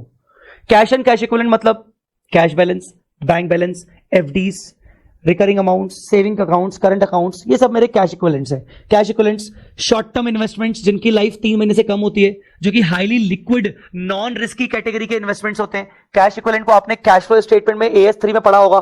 तो कैश इक्विवेलेंट्स के अंदर short term highly liquid investments भी होते हैं। जैसे म्यूचुअल फंड में, आप में से बहुत सारे लोगों ने म्यूचुअल फंड में पैसा लगाया भी होगा, नहीं भी लगाया होगा तो सुना होगा। तो म्यूचुअल फंड में हम जब पैसा लगाते हैं तो म्यूचुअल फंड की अलग अलग कैटेगरीज होती हैं। तो उसमें एक कैटेगरी होती है लिक्विड फंड। लिक्विड फंड वो क्या करता है? म्यूचुअल फंड जो लिक्विड फंड्स होते हैं वो डेट इंस्ट्रूमेंट्स में पैसा लगाते हैं और उसमें आपको एक 6-7% का रिटर्न मिल ही जाता है। तो मतलब वो बेसिकली इंटेंशन होता है कि यार आप अपने सेविंग अकाउंट में रख रहे हो, क्या ही आपको इंटरेस्ट मिल रहा है 3-4% का, इससे बेटर है कि आप अपने लिक्विड फंड्स में पैसे लगा लो। पर जिस दिन आप चाहो आप उस दिन अपने पैसे वहां से निकाल सकते हो। तो वो बेसिकली कैश इक्विवेलेंट हो गया, है आपका वो इन्वेस्टमेंट पर वो आपका कैश इक्विवेलेंट हो गया। तो ऐसे इन्वेस्टमेंट जो आपके हाईली लिक्विड है वो भी कैश इक्विवेलेंट हो गए, वो सारे के सारे करंट एसेट होते हैं। बट अगर उन कैश इक्विवेलेंट्स के ऊपर, कैश के ऊपर अगर कोई रेस्ट्रिक्शन पुट कर दी गई, रेस्ट्रिक्शन किस प्रकार की कि तुम इसको यूज नहीं कर सकते हो, तुम इससे कोई असेट नहीं खरीद सकते हो, तुम इससे कोई एक्सपेंस नहीं कर सकते हो। मान लो बैंक अकाउंट को फ्रीज कर दिया गया, सेबी ने बैंक अकाउंट को फ्रीज कर दिया, सहारा का बैंक अकाउंट फ्रीज कर दिए, ठीक है ना। इनकम टैक्स की रेड हुई किसी एंटिटी की तो उन्होंने बैंक अकाउंट फ्रीज करवा लिया। जीएसटी के तुमने लगातार 1 साल के रिटर्न फाइल नहीं किए, तुम्हारा बैंक अकाउंट फ्रीज हो गया, है उनके प्रोविजंस में। सो बेसिकली अगर किसी गवर्नमेंट अथॉरिटी ने तुम्हारे बैंक अकाउंट को फ्रीज कर दिया तो अब उस बैंक अकाउंट के अंदर जितना भी पैसा रखा था वो तो रेस्ट्रिक्टेड हो गया ना। तो अगर तुम्हें लगता है कि यार, हालांकि वो बताएगा नहीं तुम्हें कि मैंने 2 महीने के लिए रेस्ट्रिक्ट किया है कि 4 महीने के लिए कि 12 महीने के लिए, पर तुम्हें इसमें अंदाजा लगाना पड़ेगा कि यार अब गए, अब मुझे लग रहा है कि भाई मिनिमम 12 महीने तक तो मैं अपने बैंक अकाउंट को यूज नहीं कर पाऊंगा। So that bank account, that cash equivalent can be treated as a non current in that situation. Are you guys understanding? Guys importantly समझ में आ गया कि नहीं? सो कैश और कैश इक्विवेलेंट एक करंट है, बट उसके ऊपर अगर कोई रेस्ट्रिक्शन है उसको एक्सचेंज करने की, उसको यूज करने की, असेट खरीदने की, लाइबिलिटी पे करने की, और वो रेस्ट्रिक्शन कम से कम 12 महीने की है रिपोर्टिंग पीरियड के बाद, तो उस कैश एंड कैश इक्विवेलेंट को हम नॉन करंट बोलेंगे, करंट नहीं बोलेंगे. An entity shell classify all other assets as non-current. Operating cycle, the operating cycle of the entity, time between the acquisition of the asset for processing and their realization into cash. मतलब वही कि cash में से raw material खरीदा, उसका processing किया, उसको बेचा, बेचने के बाद डेटर्स हुए, डेटर्स के साथ हमने कैश रिसीव किया, पूरा कितना टाइम लग गया, that is called operating cycle. भाई मैं तो ना अपनी ऑपरेटिंग साइकिल 6 महीने मानता हूं अटेम्प्ट के हिसाब से. Being a professor, being a teacher, I am my operating cycle is 6 months. मैं अपना कोटा बुक्स वाला प्रिंटिंग का देख के चलता हूं कि हाँ यार 6 महीने में मुझे कितनी बुक्स की जरूरत है, मैं उसके हिसाब से अपना अपकमिंग अटेम्प्ट के हिसाब से मैं अपना वो करता हूं कि भाई बुक्स खत्म हो गई, मेरा ऑपरेटिंग साइकिल 6 महीने का हो गया. चलो अब आते हैं करंट लायबिलिटी पे. जो जो बच्चों के नाम ले रहा हूं प्लीज रिप्लाई करते जाइएगा. नीचे से शुरू करता हूं. कुछ बच्चों के मैंने यहां Nishant Vaswani. Yes, first point. पहला पॉइंट ये कह रहा है कि अगर अपन लायबिलिटी को सेटल कर दे रहे हैं नॉर्मल ऑपरेटिंग साइकिल में, तो अपन उसको क्लासिफाई कर सकते हैं as a current liability. Correct. ये सिंपल पॉइंट हो गया कि अगर आप नॉर्मल ऑपरेटिंग साइकिल आपका 6 मंथ्स का है, 7 मंथ्स का है, 12 मंथ्स का है, क्या नॉर्मल ऑपरेटिंग साइकिल 12 महीने से ऊपर का हो सकता है? बिल्कुल बिल्कुल हो सकता है नॉर्मल ऑपरेटिंग साइकिल, पर अगर डिफाइंड नहीं है तो फिर 12 महीने का होगा. तो आप अगर नॉर्मल ऑपरेटिंग साइकिल के अंदर अगर आप 8 मंथ्स में, 7 मंथ्स में अगर आपका ऑपरेटिंग साइकिल है, तो उसमें अगर लायबिलिटी को सेटल कर पाते हो, नॉर्मली क्रेडिटर्स की बात कर रहा है ये, सिंपली ये क्रेडिटर्स की बात कर रहा है, तो अगर आप उनको सप्लाई क्रेडिटर्स को सेटल कर सकते हो तो आपका वो क्रेडिटर्स करंट हो जाएंगे. All right, next is Roshni. Rashmi.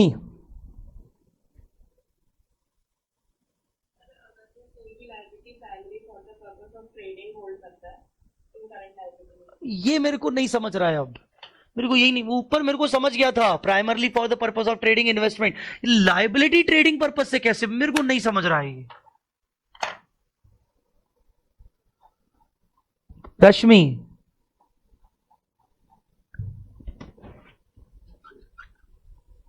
Anybody else? चलो कोई कोई बोलेगा, बताएगा. चलो एक एक करके रुक जाओ. सैंडी तुम क्या बोल रहे थे?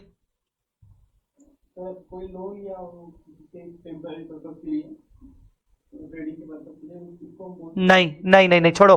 ऋतिक आप कुछ कह रहे थे? Company commercial paper online instrument issue करता है पर्पस ऑफ ट्रेडिंग के लिए, उसके लिए वो लायबिलिटी रहता है, शॉर्ट टर्म के लिए वो इशू किया.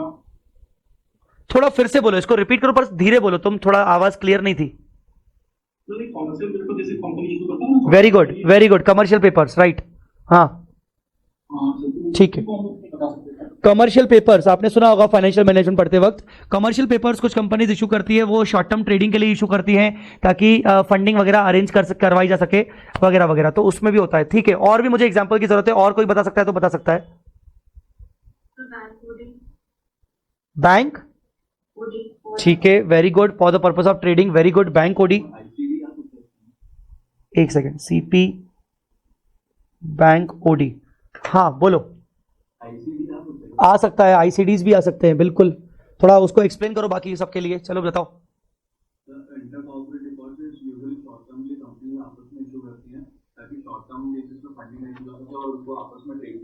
Very good. सीपी की तरह ही होता है वो एक्चुअली, आईसीडीज, इंटर कॉर्पोरेट डिपॉजिट्स. चलो आगे बोलो. और कौन, और कोई?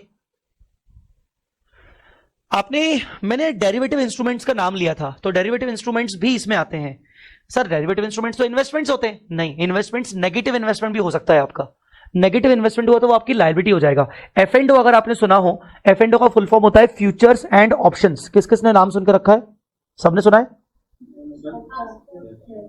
एफ&ओ जैसे आप नॉर्मली इक्विटी शेयर्स में ट्रेडिंग करते हो, वैसे ही बिना इक्विटी शेयर खरीदे, बिना उसका फिजिकल पोजीशन लिए आप मार्केट में पैसा लगा सकते हो. लाइक निफ्टी पे आप पैसा लगा सकते हो. तो आप निफ्टी के ऊपर पैसा लगा रहे हो, तो आप कहीं ना कहीं निफ्टी के 50 की 50 लिस्टेड एंटिटीज के ऊपर पैसा लगा रहे हो, और उसके लिए आपको 50 के 50 लिस्टेड एंटिटीज के शेयर्स खरीदने की जरूरत नहीं. आपने डायरेक्टली निफ्टी के ऊपर फ्यूचर लगा दिया. फ्यूचर का मतलब यह हुआ कि आपने कॉन्ट्रैक्ट कर लिया कि भाई निफ्टी ना इतने से बढ़ेगा, और अगर वो सच में बढ़ गया तो आपको फायदा होगा. वो आपकी हो गई असेट. ये हो गई आपकी asset, basically hold primarily for the purpose of trading. पर अगर निफ्टी आपका गिर गया या बैलेंस शीट पर निफ्टी गिरा हुआ है और आपने तो बढ़ने पर पैसा लगाया था, तो बैलेंस शीट डेट पर आप कैलकुलेट करते हो अपनी लायबिलिटी कि यार निफ्टी पर मैंने पैसा लगाया था पर मेरी फेवरेबल पोजीशन नहीं है, मैं अनफेवरेबल पोजीशन पे खड़ा हूं आज, और आज मैं देख पा रहा हूं कि मुझे नुकसान हो रहा है। निफ्टी मान लो अभी चल रहा है फॉर एग्जांपल 19,500, लेट अस से 19,500, तो आपने निफ्टी के ऊपर पैसा लगाया, आपने बोला निफ्टी ऊपर जाएगा, पर निफ्टी मान लो नीचे चला गया और as on balance sheet date आप नुकसान पे हो, पर अभी आपका कॉन्ट्रैक्ट खत्म नहीं हुआ है, एक्सपायर नहीं हुआ है, अभी आपका कॉन्ट्रैक्ट चलने वाला है 10-15 दिन और, हो सकता है वापस से बढ़ जाए, पर अभी as on balance sheet date Nifty 19,500 से नीचे जाके 19,420 पर है, 19,420 पर है, तो 80 पॉइंट 80 पॉइंट्स निफ्टी नीचे गिर गया है, और 80 पॉइंट मल्टीप्लाइड बाय तुमने कितने यूनिट्स खरीदे थे, फॉर एग्जांपल 500 यूनिट्स खरीदे थे, तो 500 इंटू 80, 500 इंटू 80 मतलब 40,000 रुपीज, तुम 40,000 के नुकसान पर हो as on balance sheet date. तो हमारा इंडेस कहता है कि एक लायबिलिटी बुक करो कि अगर तुम आज ही इस कॉन्ट्रैक्ट को खत्म करते हो तो तुम्हें 40,000 रुपए देने पड़ेंगे, तुम्हें 40,000 रुपए का नुकसान है, तो उसको कहते हैं डेरिवेटिव कॉन्ट्रैक्ट्स, जहां पर आप फ्यूचर्स के अंदर आप लायबिलिटी में हो, तो वो भी आपका बेसिकली इसमें कवर हो सकता है। It holds liability for primarily for the purpose of trading, so trading purpose, क्योंकि आप बेसिकली इन्वेस्टमेंट्स की ट्रेडिंग कर रहे हो, फ्यूचर्स ऑप्शंस में आप ट्रेड कर रहे हो, आप फ्यूचर्स ऑप्शंस खरीदते रहते हो, तो वो आपकी अगर अनफेवरेबल पोजीशन हुई तो आप यहां पर उसको लायबिलिटी की तरह ट्रीट करोगे, ठीक है। So basically derivatives F&O positions. Third मैं ही बोल देता हूं क्योंकि सिंपल है, liabilities due to be settle within 12 months of the reporting period. Within 12 months अगर आपका सेटल हो रहा है लायबिलिटी, भले वो ऊपर में क्रेडिटर आया, नीचे भी क्रेडिटर आ सकता है, लोन्स आ सकते हैं, बोरिंग्स आ सकती है, शॉर्ट टर्म बोरिंग्स आ सकते हैं, ये बहुत ही सिंपल पॉइंट है इसका, शॉर्ट टर्म बोरिंग्स अगर बोल दो तो ये सब आपके करंट में आ जाएंगे। लास्ट पॉइंट अगेन बहुत इंटरेस्टिंग है, लास्ट पॉइंट इंटरेस्टिंग है, मुझे इस पर डिस्कशन चाहिए, एनीबॉडी? क्या बेटा? No no, Sanjana Vora,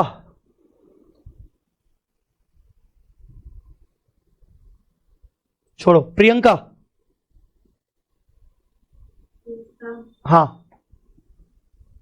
sir it does not have an unconditional right to defer settlement, यानी कि उसके पास राइट नहीं है कि वो सेटलमेंट को आगे खींच सके रिपोर्टिंग पीरियड से एटलीस्ट 12 मंथ, वो सेटल हो जाए with in 12 months after reporting period, वो आगे ना खींचता है, वैसे कोई राइट ना हो। अच्छा, थोड़ा एग्जांपल देके बताओ ना, वैसा कोई राइट ना हो जिसको मैं मेरे अपने सेटल को आगे ना खींच सकूं, पोस्टपोन मतलब ना कर सकूं कम से कम 12 महीने के लिए। अच्छा, सर इंटरेस्ट पेमेंट हो गए वो आप पोस्टपोन नहीं कर सकते हैं, वो एग्जांपल है। ओके ओके, ठीक है।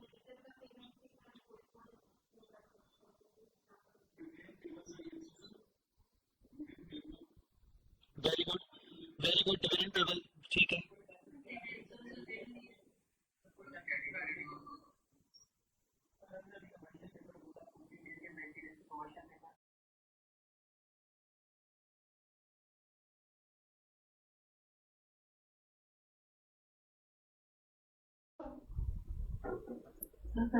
हाँ, डिवेंचर वगैरह रिडीम होने वाले हैं, रिडम्पशन डेट पहले से ही फिक्स है, और रिडम्पशन डेट अगर मुझे मेरी पहले से ही फिक्स है तो मैं उसको पोस्टपोन कर सकता हूं क्या?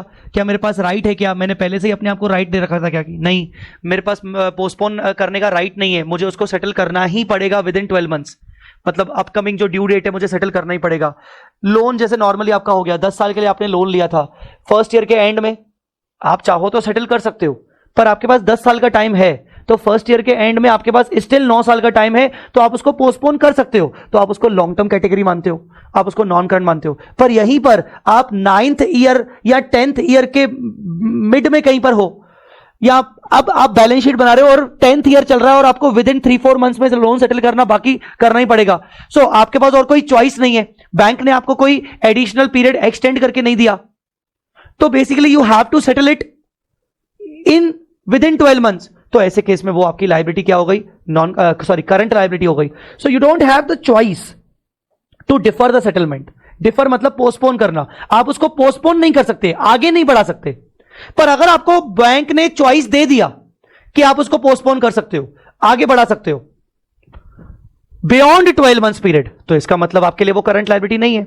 So it doesn't have unconditional right. Unconditional right मतलब बिना किसी कंडीशन के आपके पास अधिकार है क्या कि आप उसका पोस्टपोन कर सकते हो, आप उसका डेफर कर सकते हो settlement for at least 12 months period. अगर ऐसा है तो वो फिर नॉन करंट होगी, अगर ऐसा नहीं है तो फिर वो करंट लायबिलिटी होगी, जैसे loan from bank. Entity shall classify all other liabilities as non current. बाकी सब चीजें नॉन करंट में आएगी. ठीक है. हाँ जी.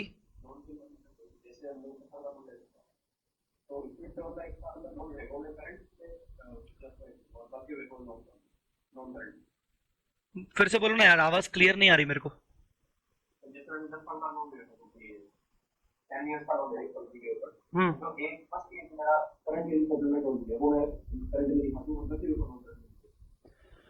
जैसा मैं आपका समझ पा रहा हूं, क्योंकि आवाज अच्छे से क्लियर नहीं आ रही, कि देखो मैंने 10 साल का लोन लिया. अब 10 साल का लोन लिया तो क्या मुझे पूरा सेटलमेंट 10 साल बाद करना है? नहीं, ऐसा नहीं हो सकता. हो सकता है मेरा पार्ट सेटलमेंट ड्यू हो, तो जो पार्ट मेरा विद इन 1 ईयर ड्यू है मैं उसको करंट पार्ट दिखाऊंगा, मैं उसको सेपरेटली करंट लायबिलिटी दिखाऊंगा. पर जो पार्ट मुझे बाकी के 9 सालों में पे करना है, बियॉन्ड 12 मंथ्स पे करना है, तो मैं उसको नॉन करंट में दिखाऊंगा. जितना पार्ट मेरा विद इन 1 ईयर में ड्यू है तो मैं उसको सेपरेटली दिखाऊंगा. लोन के भी 2 हिस्से बना लूंगा. राइट? आप यही पूछ रहे थे हर्षित?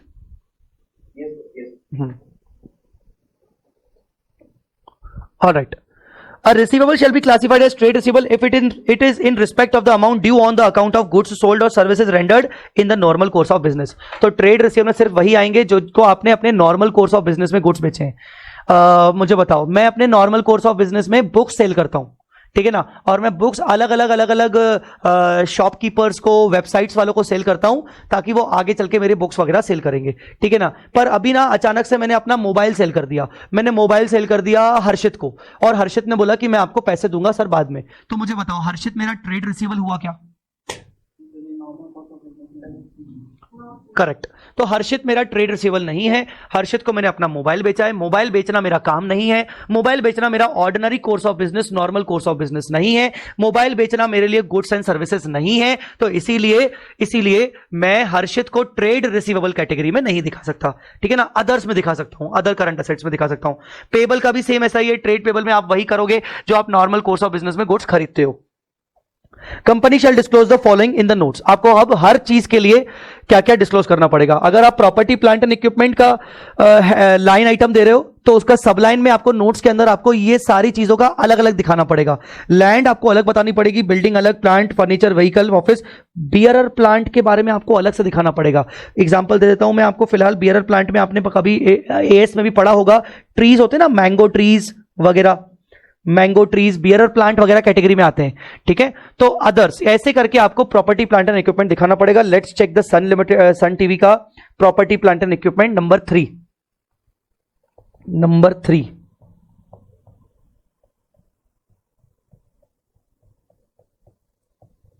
Number 3 yes.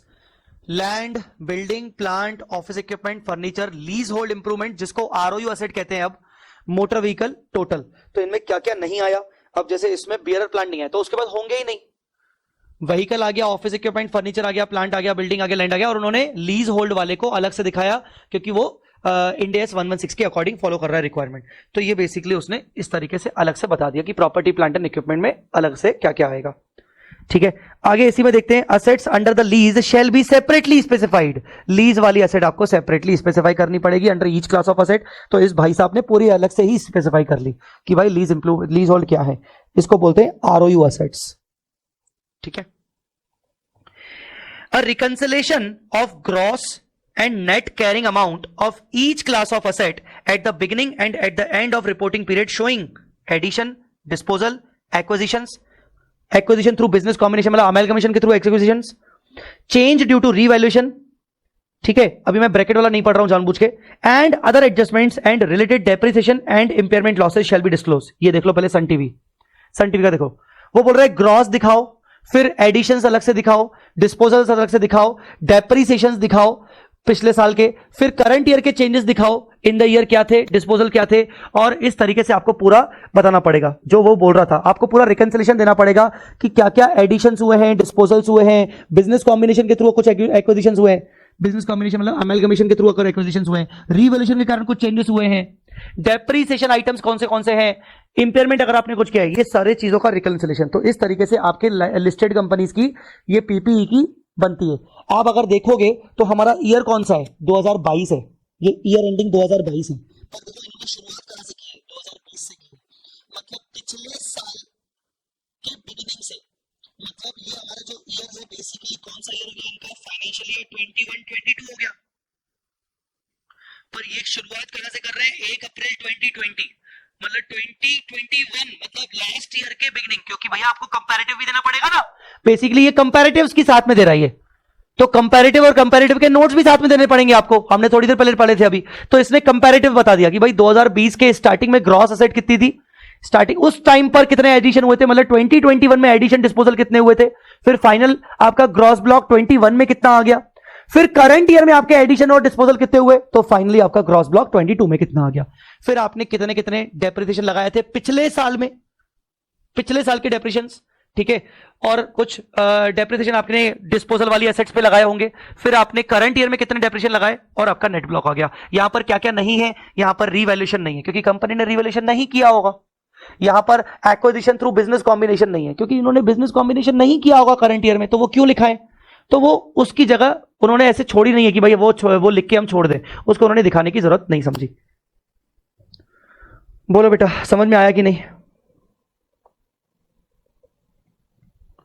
आगे, if change is 10% or more in aggregate of the net carrying value of each class of property plant and equipment property plant and equipment, अगर आप रिवैल्यूएशन कर रहे हो और वो रिवैल्यूएशन आपको शो करना पड़ेगा सेपरेटली, अगर वो चेंज आपका change property plant and equipment में 10% से ज्यादा है तो 10%, change is 10% or more in the aggregate net carrying value of the each class of PPE। हर एक क्लास ऑफ पीपी का जो भी आपने रिवैल्यूएशन किया है, चेंजेस किए, अगर वो 10% से ज्यादा है तो आपको वो सेपरेटली शो करना पड़ेगा। बेटा ये क्लियर हुआ।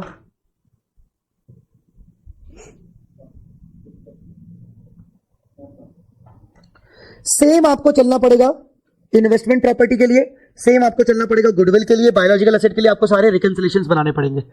Biological asset other than peer plant, इन सब के लिए आपको सारे रिकंसिलेशंस बनाने पड़ेंगे। वही एडिशंस, डिस्पोजल्स, अमोर्टाइजेशंस, आपके कुछ एक्विजिशन थ्रू बिजनेस कॉम्बिनेशंस हुए, वो सेम टू सेम आपको इन सब में ये सारे रिकंसिलेशंस बनाने पड़ेंगे।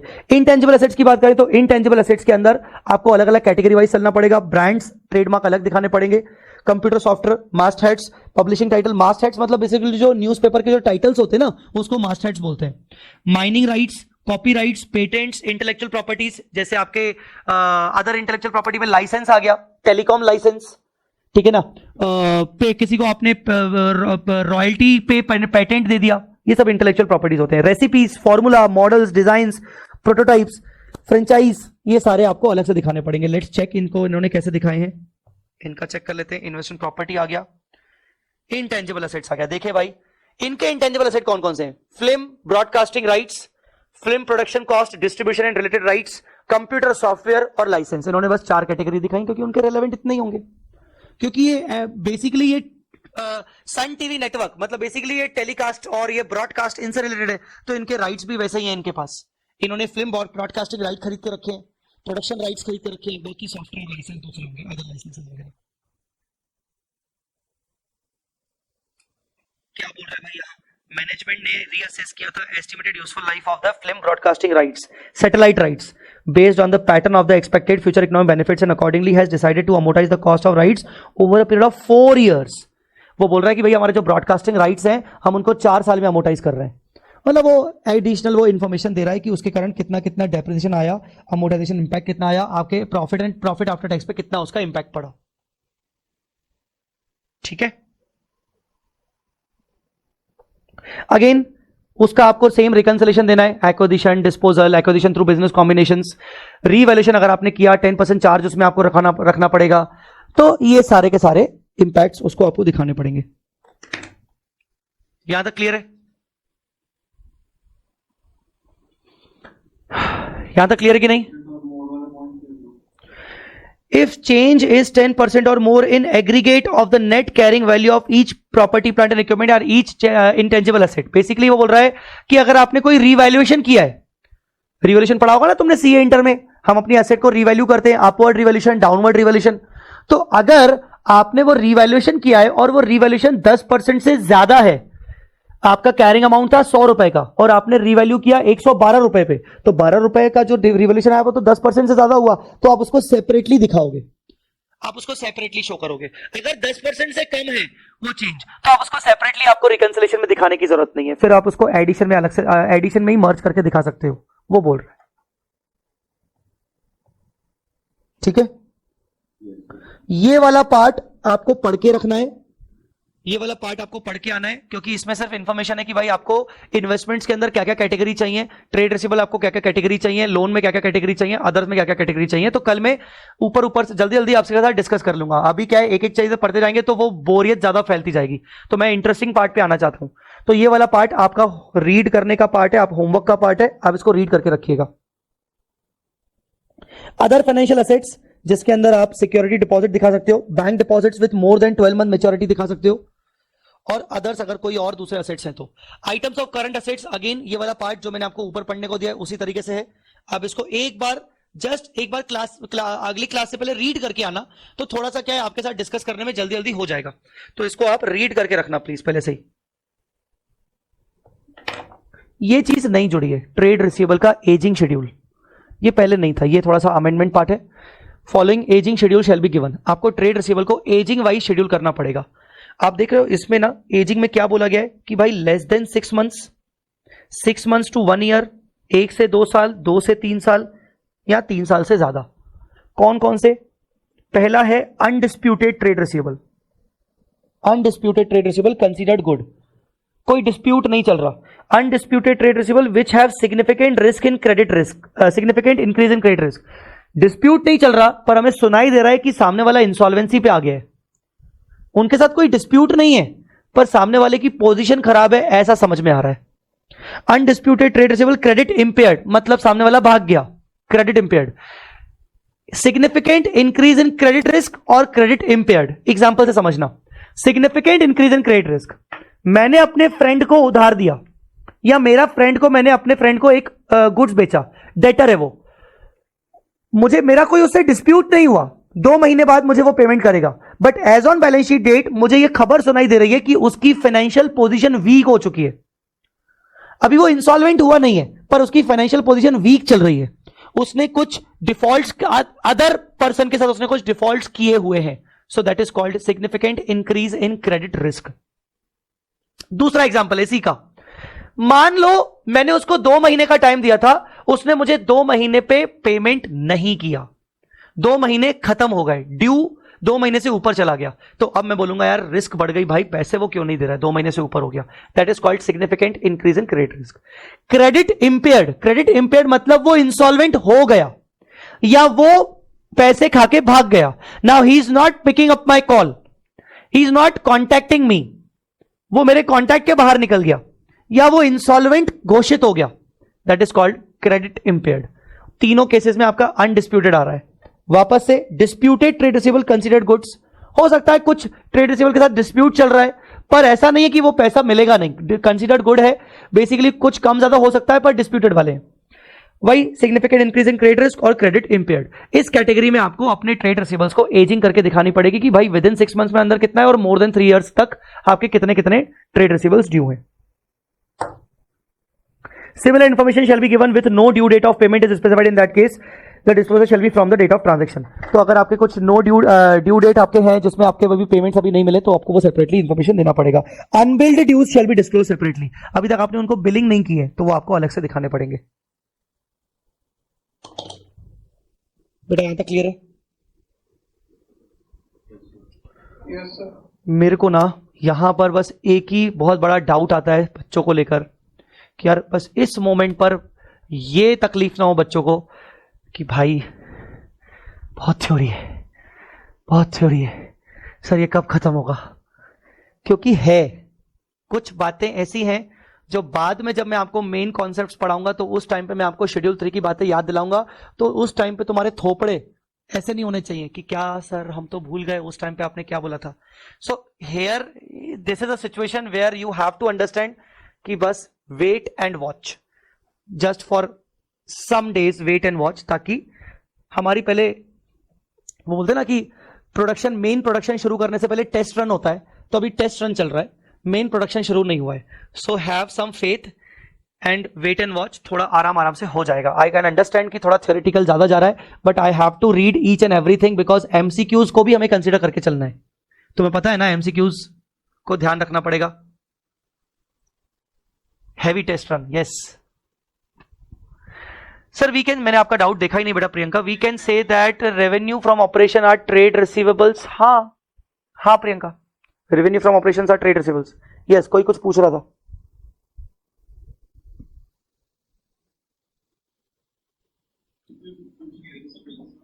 ओके, सो ये सारी चीजें हैं. कुछ कुछ चीजें मैं चाहता हूं कि आप घर से थोड़ा पढ़ के आओगे तो क्या है, हम जल्दी जल्दी इसको कंप्लीट कर पाएंगे. थोड़ा जल्दी जल्दी पढ़ना सब कुछ है, ठीक है ना, कंसीडरिंग एमसीक्यूज एंड ऑल, और डिटेल में जाना जरूरी है. पर मैं चाहता हूं कि आप घर से पढ़ के आओ थोड़ा सा, तो यार बेटर रहेगा. क्या आप मेरे की ये बात मान सकते हो कि नहीं? घर से पढ़ के आ सकते हो कि नहीं?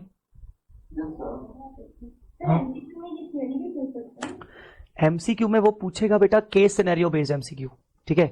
अगर केस सिनेरियो, तो वो केस आपके सामने रखेगा, ठीक है. और केस रखने के बाद मैं आपको दिखाऊंगा एमसीक्यूज कैसे हो सकते हैं, क्योंकि वो जीएफआरएस में भी पूछते हैं. तो बेसिकली केस आपके सामने रखेगा, और केस के बाद वो आपको 4-5 क्वेश्चंस पूछेगा सेपरेट सेपरेट. हर क्वेश्चन के 4 ऑप्शंस होंगे, हर क्वेश्चन के 4 ऑप्शंस होंगे. और वो पूरे केस के अंदर वो लगाएगा शेड्यूल 3, वो लगाएगा मल्टीपल इंडेस, और उसके बेसिस पर, लाइट गई शायद, ठीक है, वी हैव द बैकअप. सो उसके बेसिस पर वो आपसे उस एक केस के अंदर वो मल्टीपल एमसीक्यूज पूछेगा. उसको बोलते हैं केस बेस्ड सिनेरियो या केस सिनेरियो बेस्ड एमसीक्यूज. तो उसमें वो शेड्यूल 3 का प्रेजेंटेशन पार्ट डाल देगा बोलते बोलते, ठीक है ना, प्रेजेंटेशन पार्ट डाल देगा. मैं आपको I am giving you one example. जैसे एक छोटा सा एग्जांपल चलते हैं, कहां गया,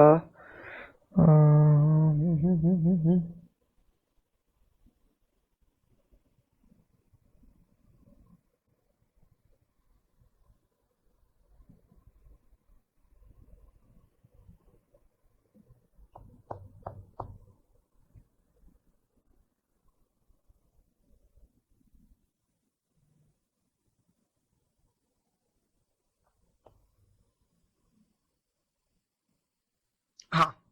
अब जैसे ये आप इसको केस मानो, एक तरीके से ये केस है बेसिकली, कि भाई जो दीपक है उसने कंपनी शुरू की सॉफ्ट भारती करके, ठीक है ना.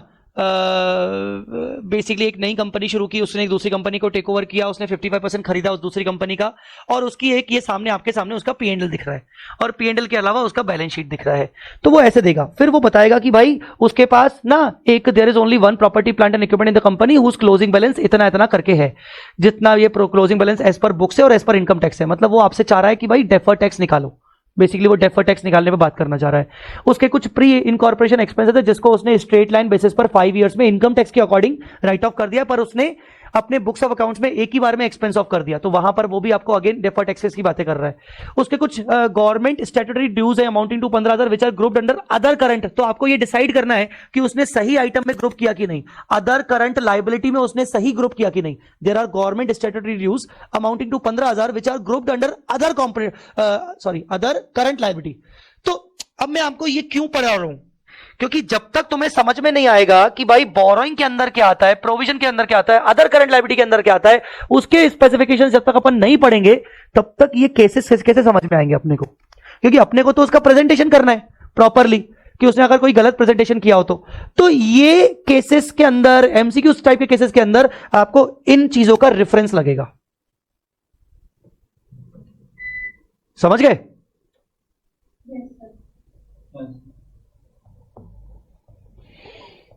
चलिए मैं इस वाले पार्ट को स्किप कर रहा हूं ताकि आप पहले पढ़ के आएंगे. ये वाला पार्ट मैं अभी छोड़ रहा हूं, आप इसको स्किप कर रहा हूं. ये वाला पार्ट जितना आपसे हो सके पढ़ के आएगा, जनरल इंस्ट्रक्शंस, ताकि हम उसको कल करें.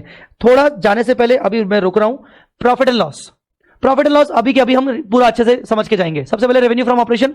ये रेवेन्यू फ्रॉम ऑपरेशन आपके इंडेस 115 से कवर होता है. अदर इनकम्स बहुत सारे मल्टीपल आपके इंडेस लग सकते हैं. उसके अंदर आपने पीपीई बेचा, उस पर आपको गेन हुआ, ठीक है ना. आपने इंटेंजिबल एसेट बेचा, उस पे आपको गेन हुआ. आपने कोई लायबिलिटी को सेटल कर दिया लोअर अमाउंट पे, आपको उस पे गेन हुआ, ठीक है ना, लॉस हुआ.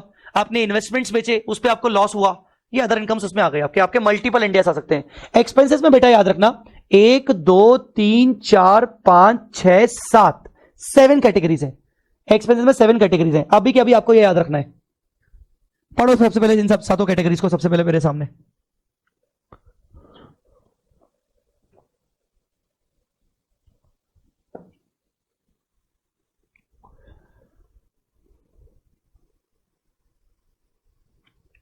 The first category is cost of material consumed. इसमें क्या आएगा? Opening raw material plus purchase goods, purchase raw material minus closing raw material. ये हो गया। ये बताओ ये कौन से, ये क्या हमेशा हर कंपनी में आएगा क्या? मैन्युफैक्चरिंग में। सन टीवी में देखते हैं, सन टीवी में आना चाहिए क्या? सन टीवी में तो नहीं आना चाहिए यार। सन टीवी में क्यों आएगा बेसिकली? कहां गया बे? ये रहा भाई साहब, उन्होंने नाम ही बदल दिया। ऑपरेटिंग एक्सपेंस हमने पढ़ा था ना शुरू में, याद करो, केतन ने एक्सप्लेन किया था कि लाइन आइटम सब लाइन आइटम में आप थोड़े बहुत अपने इंडस्ट्री के हिसाब से चेंजेस कर सकते हो। याद आ रहा है आपको? तो ये ऑपरेटिंग एक्सपेंस कर दिया, जबकि अगर आप शेड्यूल 3 को प्रॉपर्ली देखोगे कहीं पर ऑपरेटिंग एक्सपेंस है ही नहीं। तो ये अपने आप में एक ऑपरेटिंग ही तो है। कॉस्ट ऑफ मटेरियल कंज्यूम ये एक मेन ऑपरेटिंग एक्सपेंस ही तो है। Purchase of stock in trade main operating expense ही तो है। चेंजेस इन्वेंट्री कहीं ना कहीं ये स्टार्टिंग के 3 आइटम तो आपका ऑपरेटिंग नेचर ही है ना। तो सन लिमिटेड ने क्या किया?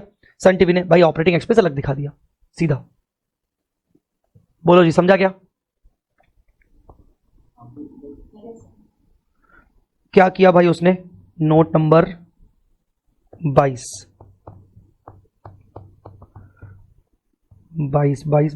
कहां है? ये ऑपरेटिंग एक्सपेंस। क्या क्या ऑपरेटिंग एक्सपेंस भाई? सन टीवी के टेलीकास्ट करने के खर्चे, उसके बाद प्रोग्राम प्रोडक्शन एक्सपेंसेस,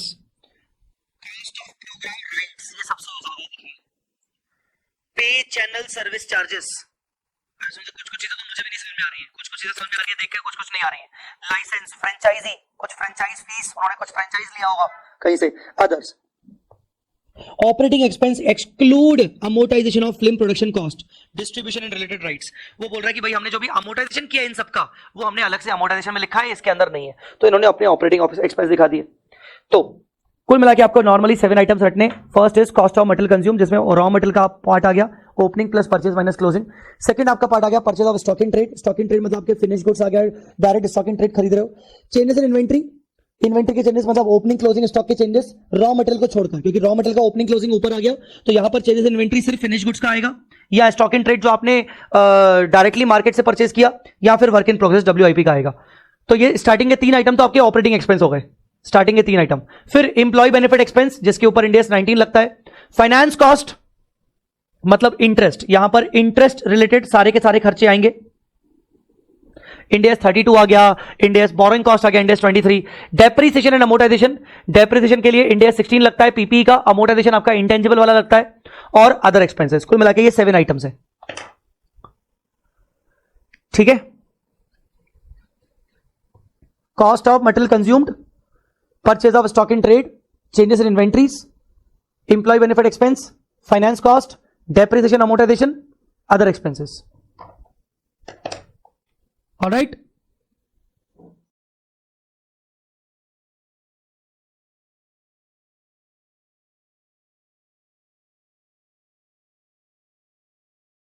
बता सकता है एक्सेप्शनल आइटम का मतलब क्या होता है?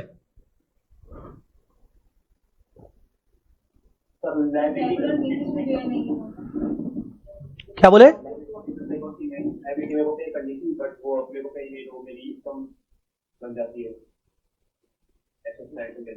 नहीं। फॉर एग्जांपल नहीं।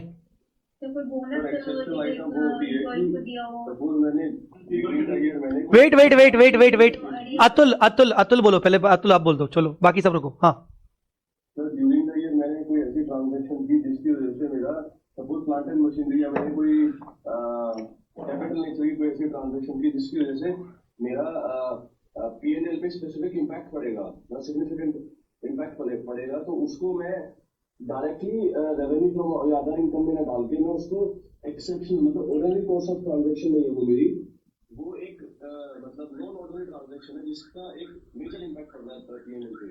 अतुल, कल की क्लास में मैंने बोला था कि extraordinary item category Ind AS के अंदर नहीं है। आपने एक वर्ड यूज किया अभी जो मेरी ऑर्डिनरी नहीं है। पहली बात तो इंड AS के अंदर ऑर्डिनरी एक्स्ट्रा ऑर्डिनरी डिफाइंड नहीं है, सारी चीजें बिजनेस की हैं, बात खत्म। अर्थक्वेक भी आ गया तो भी वो ऑर्डिनरी है। अर्थक्वेक से होने वाला नुकसान भी आपका अब एक्स्ट्राऑर्डिनरी ट्रीट नहीं कर सकते। चलो बाकी लोग कुछ कह रहे थे, बाकी लोगों को मैं देना चाहूंगा, बोलना चाहूंगा। कुछ कह रहे थे बाकी, कुछ बच्चियां बोल रही थी, बोलो बेटा। ऋतिक, हाँ क्या? सेटलमेंट कॉस्ट, किस चीज का settlement cost? Very good very good very good, legal dispute हुआ उसका, litigation settlement, litigation settlement, very good, चलो बढ़िया। और कुछ?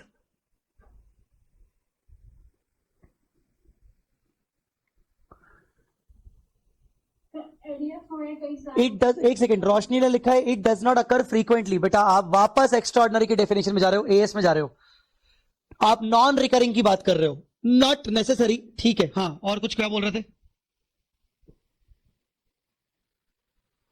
किसने अभी बोला था? सर एरियर्स जैसे एम्प्लॉइज को देना हो कई साल पुराने, अरियर्स ऑफ एम्प्लॉइज ड्यूज। कोई असेट डिस्पोज कर दी, असेट डिस्पोज कर दिया, अच्छा असेट डिस्पोज करने पर जो भी प्रॉफिट लॉस हुआ ऐसा, तो उसको अदर इनकम नहीं मानेंगे क्या? असेट डिस्पोज करने वाली जो इनकम हुई थी, हाँ तो मैं वही पूछ रहा हूं, उसको अदर इनकम नहीं मानेंगे क्या? चलो मैं ना आज आपको एक होमवर्क दे रहा हूं रिसर्च का, कि आपको व्हाट आर एक्सेप्शनल आइटम्स निकाल के आने। आपको गूगल में भी मिल जाएगा आराम से, कुछ उसके अंदर पॉइंट्स हैं, कुछ स्पेसिफिक पॉइंट्स हैं, हालांकि सिर्फ वही पॉइंट्स कवर नहीं होते, पर जब डिफाइन किया गया है तो यही बताया गया कि यार ये वाले पॉइंट्स को तो आप मान सकते हो एक्सेप्शनल आइटम्स। मैं थोड़ा सा आपको एक आइडिया दे देता हूं। देखो सर, सबसे पॉइंट नंबर 1, अतुल ने कहा सर जो ऑर्डिनरी नहीं है, पहली बात ध्यान रखना, अब ऑर्डिनरी एक्स्ट्राऑर्डिनरी ऐसा नहीं करेंगे। रोशनी ने कहा sir it does not occur frequently, नहीं बेटा, चाहे वो नॉन रिकरिंग हो, हमें एक्स्ट्राऑर्डिनरी कैटेगरी में नहीं जाना है। पॉइंट सिंपल सा है, एक्सेप्शनल आइटम मतलब ऐसा आइटम जिसको सेपरेट डिस्क्लोज करना जरूरी है। प्लीज आप म्यूट कर दो हाशिम। एक्सेप्शनल आइटम मतलब ऐसा आइटम जिसको मुझे सेपरेट डिस्क्लोज करना जरूरी है। बट पॉइंट ये है कि साला उसका सेपरेट हेड नहीं है मेरे सामने। एक्सेप्शनल आइटम मतलब मुझे उसको सेपरेटली डिस्क्लोज करना जरूरी है to explain the performance of the entity. Entity के परफॉर्मेंस को एक्सप्लेन करने के लिए उसका सेपरेट डिस्क्लोजर जरूरी है। इन्वेस्टर के डिसीजन मेकिंग के लिए उसका सेपरेट डिस्क्लोजर जरूरी है। पर वो एक ऐसा आइटम है जिसको मैं रेवेन्यू फ्रॉम ऑपरेशन में नहीं दिखा सकता, क्योंकि वो मेरा मेन रेवेन्यू नहीं है। मैं उसको अदर इनकम में दिखाकर उसका इंपॉर्टेंस खत्म नहीं करना चाहता। अगर वो मेरा एक्सपेंस है तो वो मेरे सातों के सातों हेड में नहीं आ पा रहा है, 7वां नंबर हेड तो वैसे ही अदर है, उसका इंपॉर्टेंस नहीं खत्म करना चाह रहा हूं। मैं चाह रहा हूं कि मैं उसको सेपरेटली दिखाऊं। उसके कुछ एग्जांपल्स है, अगर आप गूगल करोगे तो आपको मिलेंगे, जिनमें से एक एग्जांपल हर्षित या ऋतिक ने सही दिया था, लिटिगेशन सेटलमेंट, और भी कुछ है। तो एक्सेप्शनल आइटम मतलब need to be disclose separately, but the problem is we don't have the separate head, and this is the reason we created a general head, exceptional item, and we want our investors, our users to know about that particular item so that they can take the decisions properly. Now I am just asking you the homework for कि what are those items जो कि specifically mentioned है, जिनको आपको categorize exceptional में या फिर separately show करना ही पड़ेगा, कुछ भी हो जाए वो defined है। कुछ items वो आपको ढूंढ के लाना है। समझ गए मेरी बात? अरे हाँ या ना तो बोलो यार, तुम लोग मतलब ऐसे यार अपने मास्टर को मतलब हाँ या ना भी करने नहीं पड़ते हो यार, मतलब ठीक है सर। एक्सेप्शन आइटम आपको निकाल के आने, वो 4-5 आइटम्स की कैटेगरी है। इसके अलावा करंट टैक्स एक्सपेंस, ये आपका प्रॉफिट बिफोर टैक्स आ गया। टैक्स एक्सपेंस में करंट एक्सपेंस और डेफर्ड टैक्स एक्सपेंस, ये दोनों आते हैं, करंट एक्सपेंस और डेफर्ड टैक्स। मैं इसमें 2 मिनट बोलना चाहूंगा, इसमें बात करना चाहूंगा। बेटा करंट टैक्स का मतलब जो तू एक्चुअल में इनकम टैक्स पे करता है, जो तेरी टैक्सेबल इनकम के ऊपर जो तू टैक्स पे करता है, उसको बेटा बोलते हैं करंट टैक्स। तो करंट टैक्स मतलब basically tax payable on taxable income, tax payable on taxable income as per IT act, जो तेरा टैक्स पे करना है, जो तू रिटर्न फाइल कर रहा है, तो वो तेरा आ गया करंट टैक्स। अब क्योंकि तेरी taxable income income tax act के हिसाब से निकाली गई है, और हमारी भैया हमारी तो प्रॉफिट बिफोर टैक्स थी, ये जो हमारी प्रॉफिट बिफोर टैक्स है ये अलग हो सकती है। तो profit before tax and taxable income के बीच में डिफरेंसेस आ सकते हैं, तो उन डिफरेंसेस के कारण तूने टैक्स ज्यादा पे किया होगा या तूने टैक्स कम पे किया होगा, तो उसका डिफर्ड टैक्स हम अलग से कैलकुलेट करते हैं। तो बेसिकली करंट टैक्स क्या है, जो तूने टैक्सेबल इनकम के ऊपर टैक्स पे किया, पर तेरी टैक्सेबल इनकम तेरे प्रॉफिट बिफोर टैक्स से अलग है, तो जितना भी डिफरेंस है उस डिफरेंस पर टैक्स का इंपैक्ट कितना बनता है, मैचिंग प्रिंसिपल के कारण हम यहां उसको डेफर्ड टैक्स करके दिखा रहे हैं। मैं इसको इंडिया 12 में बहुत अच्छे से एक्सप्लेन करूंगा, डोंट वरी। जो भी ये सब आया वो सब कंटिन्यूइंग ऑपरेशन था, हमने इस पे कल बात कर ली थी कंटिन्यूइंग ऑपरेशन पे, तो मैं फिर से रिपीट नहीं करूंगा। मतलब जितने भी आइटम्स है वो सब कंटिन्यूइंग ऑपरेशन से आ रहे हैं। डिसकंटिन्यूइंग के आपको अलग से दिखाने हैं कि भाई प्रॉफिट लॉस आपका बिफोर टैक्स डिसकंटिन्यूड से कितना आया, टैक्स का इफेक्ट कितना आया और आफ्टर टैक्स कितना आया।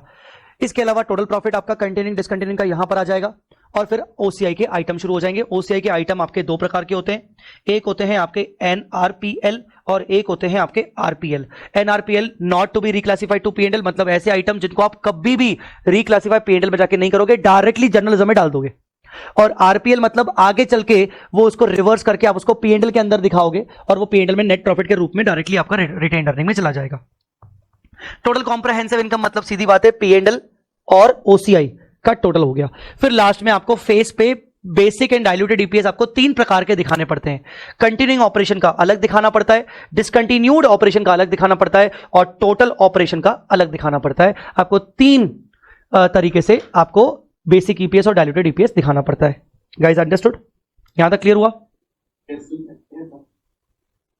Sir if we give guarantee for others liability is that an exceptional item?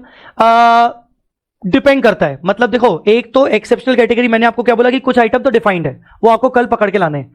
इसके अलावा इफ मैंने क्या बोला, अगर एंटिटी का जजमेंट ये कहता है कि मुझे उसका सेपरेट डिस्क्लोजर करना जरूरी है सो दैट यूजर्स का डिसीजन मेकिंग अफेक्ट ना हो, इन्फ्लुएंस ना हो, तो फिर ये गारंटी वाला अगर बात करें तो यहां आ सकता है। पर बेटा लिफ्टा, आपको यह भी समझना पड़ेगा कि उसमें गारंटी के कारण आपका इनकम एक्सपेंस कहां से आया, क्योंकि एक्सेप्शनल आइटम में अल्टीमेटली आपका गेन लॉस इनकम एक्सपेंस का इफेक्ट आना चाहिए। आप सामने वाले को गारंटी दे रहे हो तो उसमें आपका इनकम एक्सपेंस क्या है वो बताओ, और वो क्या इतना बड़ा हो गया पूरे बिजनेस में जो आपके पीएनएल को इफेक्ट कर रहा है, जो इतना बड़ा अमाउंट हो गया बेस्ड ऑन द साइज कि आप उसको सेपरेटली डिस्क्लोज करना चाहते हो। ये सारे जजमेंट्स आपको, मतलब आपके मैनेजमेंट को, मतलब आपकी कंपनी को करने पड़ेंगे ताकि आप उसको एक्सेप्शन में दिखा पाओ या नहीं। तो ये बहुत सारे जजमेंट्स डिपेंड करते हैं।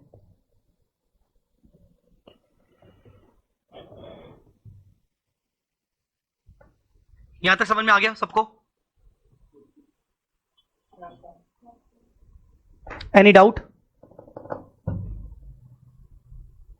Any doubt? सर आपने बोला था एक्स्ट्राऑर्डिनरी आइटम का कोई हेड नहीं है, तो मतलब जो डिजास्टर से कुछ भी होगा तो अगर उसमें भी एड मिलता है तो वो भी एक्सेप्शनल आइटम में डाल सकते हैं। एक्सेप्शनल आइटम में डालो, अगर आप उसको सेपरेटली दिखाना चाहते हो, और नहीं तो आप उसको अदर इनकम में दिखा दो। तो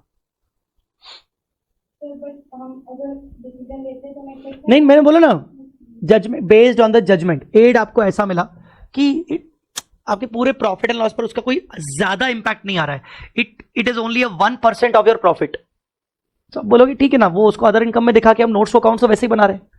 but if you feel like कि नहीं यार वो एक एक्सेप्शनल आइटम दिखाना चाहिए क्योंकि उससे डिसीजन मेकिंग पर इंपैक्ट पड़ेगा या उससे यूजर के डिसीजन को इन्फ्लुएंस होंगे, क्योंकि एड अच्छा खासा मिला।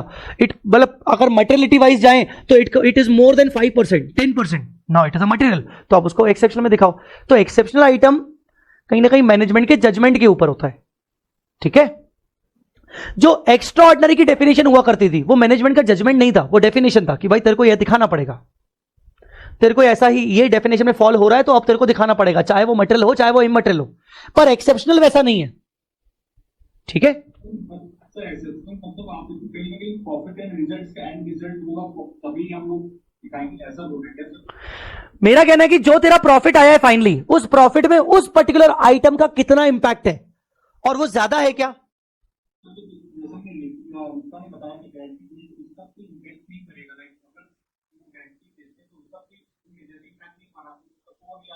नहीं आना चाहिए, नहीं आना चाहिए।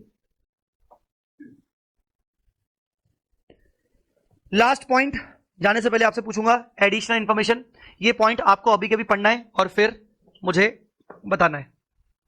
और हाँ एक चीज बता दूं, ये आप पढ़िए, बाकी सब लोग पढ़िए, एक जनरल चीज बता दूं। देखो मैंने कल भी मैसेजेस पढ़े कि सर हमें 9:30 तक के बाद निकलना पड़ता है, तैयार होना पड़ता है। आई कैन अंडरस्टैंड, थोड़ा बहुत आप 15-20 मिनट का ऐसे बफर अगर हो रहा है तो आप रात को क्लास आके 15-20 मिनट देख लिया करो, कभी कभार ऐसा हो तो। मतलब आप मेरी वजह से या क्लास की वजह से ऐसा मत किया करो कि अपना अपना डिले करो। जिन लोगों को रश में निकलना होता है, मेट्रो वगैरह होता है या कुछ है, तो आप वो उतना पार्ट, छोटा सा पार्ट आप उसको बेसिकली रात को आके आराम से बैठ के अच्छे से कर लिया करो। क्योंकि अभी हमारी क्लास हो रही है 2 घंटे की, आगे चल के मैं इसको थोड़ा सा एक्सटेंड करूंगा, 2.25 घंटे, 2 घंटा 20 मिनट, 2 घंटा 25 मिनट। कभी मुझे क्वेश्चन सॉल्व करवा रहा हूं मैं, वो क्वेश्चन आधे में तो छोड़ नहीं सकता, तो मुझे इस चीज को मैनेज करना पड़ेगा और आपको भी करना पड़ेगा, ध्यान रखना। ये इंफॉर्मेशन मुझे जल्दी बताइए।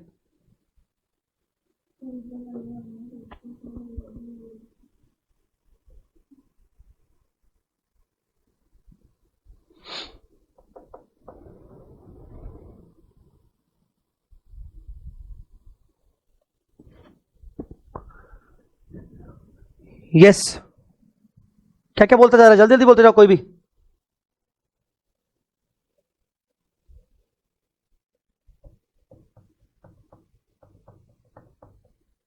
कोई है ही नहीं यार, ऐसे होता है मतलब।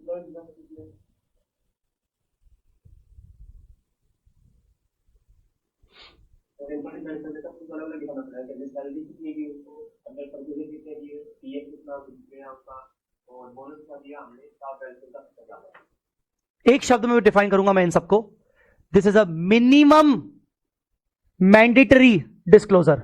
कम से कम ये आइटम तो तुझे तेरे नोट्स टू अकाउंट्स में चाहिए ही चाहिए। These are minimum mandatory disclosures.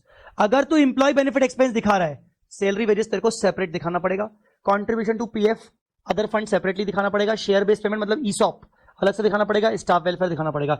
ये 4 चीजें तेरे को मिनिमम मैंडेटरी एक्सेप्शन है, डिस्क्लोजर है, दिखाना पड़ेगा। डेप्रिसिएशन अमोर्टाइजेशन तेरे को अलग से, वो तो ठीक है आइटम ही हो गया अलग से। आइटम ऑफ इनकम और एक्सपेंस ये वाला बढ़िया आइटम है, which exceeds 1% of the revenue from operation और ₹10 lakh whichever is higher in addition to the consideration of the materiality दिखाना पड़ेगा। ये क्या है, ये इसका मतलब क्या है, which exceeds 1% of the revenue from operation और 10 lakh whichever is higher.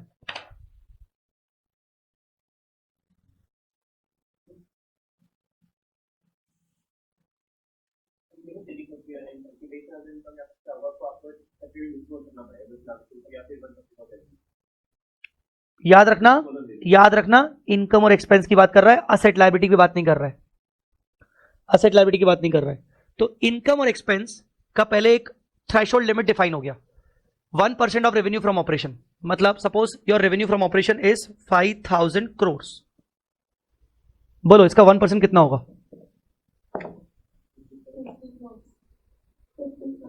50 crore,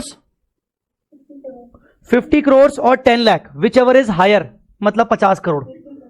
अब 50 करोड़ की कोई भी इनकम और एक्सपेंस होगी आइटम, कोई भी आइटम जिसका वैल्यू 50 करोड़ या ज्यादा है, 50 करोड़ या ज्यादा है, तो उसको सेपरेटली ही दिखाएगा, तो उसको अलग से दिखाएगा। Shall disclose by way of notes additional information regarding aggregate expenditure, तो उसको सेपरेटली दिखाएगा नोट्स में ही सही। मतलब तू उसको मिसलेनियस कैटेगरी में मर्ज करके एग्रीगेशन करके नहीं दिखा सकता। सुबह सुबह पढ़ा था, बैलेंस बना के चलना पड़ेगा तुझे between too much information and aggregation, तो वही वाली बात चल रही है। ठीक है, इंटरेस्ट इनकम हुई है तेरे को अलग दिखानी पड़ेगी, इंटरेस्ट एक्सपेंस अलग दिखाना पड़ेगा तेरे को। जो भी डिविडेंड इनकम आई है तू फेस पे मत दिखा, मैं तेरे को ये नहीं बोल रहा हूं तू फेस पे दिखा, तू नोट्स में दिखा, पर अलग से दिखा डिविडेंड के नाम पे।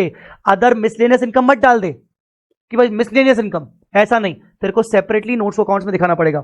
गेन लॉस इन्वेस्टमेंट करने से कितना हुआ, सेल इन्वेस्टमेंट को सेल करने से, फॉरेन करेंसी ट्रांजैक्शन से कितने के तेरे को गेन लॉस हुए, पेमेंट टू ऑडिटर, अगर तू ऑडिटर पेमेंट दिखा रहा है तो तेरे को सेपरेट मिनिमम डिस्क्लोजर ऐसे ऐसे दिखाने पड़ेंगे कि एज अ ऑडिटर की स्थिति में तूने उसको कितने दिए, टैक्सेशन मैटर के लिए तूने उसको कितने दिए, कंपनी लॉ मैटर के लिए तूने उसको कितने दिए, तूने उसको other service consultancy management Ind AS compliance इसके लिए तूने इसको कितने दिए, और उसने अगर कोई खर्चे किए थे ट्रैवलिंग वगैरह उसका रीइंबर्समेंट कितना था, तेरे को ये सारे अलग अलग बाइफर्केशन देने पड़ेंगे। In case of companies covered under 135 CSR corporate social responsibility, पढ़ा था इंटर में लॉ के अंदर? CSR के एक्सपेंडिचर पढ़े थे तुमने? CSR के एक्सपेंडिचर होते हैं, हाँ, 2% स्पेंड करना पड़ता है आपको, उसकी कुछ कुछ होती है लिमिट वगैरह, और कंपनीज कौन कौन सी CSR में कवर होती हैं, इनको कमेटी बनानी पड़ती है वगैरह वगैरह, तुमने पढ़ा होगा। तो CSR के जो तुमने खर्चे किए हैं वो सेपरेटली डिस्क्लोज करो, ठीक है। Details of items of exceptional nature, exceptional nature वाले आइटम जो भी तुमने दिखाए उनको अलग से दिखाओ, और कौन सी पूरी डिटेल दिखाओ। अब इसके अलावा अनडिस्क्लोज इनकम, तुम्हारे इनकम टैक्स के अकॉर्डिंग अगर तुम्हारे कुछ सर्च वगैरह ऑपरेशंस में, सर्वे में अगर कोई अनडिस्क्लोज इनकम पकड़ाई गई है तो उसको सेपरेटली दिखाओ। CSR के ये सारी एक्टिविटीज को सेपरेटली दिखाओ, ठीक है। Crypto, details of crypto currency और virtual currency, where the company has traded or invested in cryptocurrency or virtual currency during the financial year, आपको कितना प्रॉफिट हुआ क्रिप्टो ऑपरेशन से, profit and loss transaction involving crypto currency, amount of currency held at the reporting date, कितना crypto आपके पास अभी भी है, डिपॉजिट्स और advances from any person for the purpose of trading और इन्वेस्टिंग इन क्रिप्टो, आपने किसी से डिपॉजिट क्रिप्टो में लेके रखा है क्या, आपने किसी को एडवांस क्रिप्टो में दिया है क्या, ये सारे आपको डिटेल्स क्रिप्टो करेंसी की भी देनी पड़ेगी। ये अमेंडमेंट्स वाले पॉइंट है बेटा, ये लास्ट 1 से 2 साल के में कुछ अमेंडमेंट हुए थे।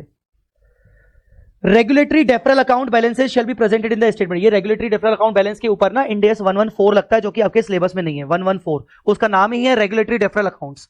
तो ये गवर्नमेंट एंटिटीज के रिस्पेक्ट में होता है, जो भी गवर्नमेंट पब्लिक सेक्टर अंडरटेकिंग्स है, PSUs है, उनको रेगुलेटरी डेफरल अकाउंट्स दिखाने पड़ते हैं, सरप्लस कितना है, डेफिसिट कितना है, वो सबके रिस्पेक्ट में है। ये गवर्नमेंट एंटिटीज के रिस्पेक्ट में है ये वाला पॉइंट।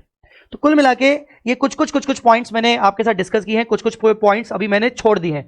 बचा वाला पार्ट क्या है, कंसोलिडेशन वाला पार्ट 3, वो मैं करवाऊंगा। जो मेन पार्ट बचा हुआ है वो आपको पढ़ के आना है, जो मैंने कल बोला, कल के लिए डिस्कशन मुझे करना है। आप जितना, आपके ऊपर छोड़ रहा हूं, जितना कोशिश करके पढ़ के आओ, आधे घंटे में भी अगर आप जितना पढ़ सकते हो पढ़ लेना, ताकि कल मैं आते साथ सारे के सारे हेड्स आपके साथ कंप्लीट करूं, and then I should start with Ind AS 1। यहां तक सबको ठीक?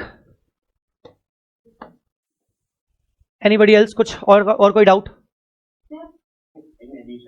Consideration of materiality as specified in clause 7 of the general instructions, हाँ ये वाला, एक सेकंड, ये क्लॉज 7 ये वाला, financial statement shall disclose the material items, ये मटेरियलिटी, साइज एंड नेचर। इसके अलावा मतलब तुम्हें जो मटेरियल लग रहा है वो तो दिखाओ ही दिखाओ, साइज और नेचर, मतलब हो सकता है वो अमाउंट साइज वाइज हो सकता है वो बहुत छोटा है, पर अगर वो मटेरियल है तो आप उसको सेपरेटली दिखाओगे। पर इन एडिशन टू दिस आपको अलग से वो थ्रेशोल्ड लिमिट फॉलो करनी है, ठीक है। ऑलराइट, सो बाय बोल के जाओ, बाय बोल के जो नहीं जाएगा वो एग्जाम में अच्छा परफॉर्म नहीं करेगा भाई। Bye bye bye bye bye bye, thank you, bye bye bye bye everyone, bye bye, thank you, bye bye.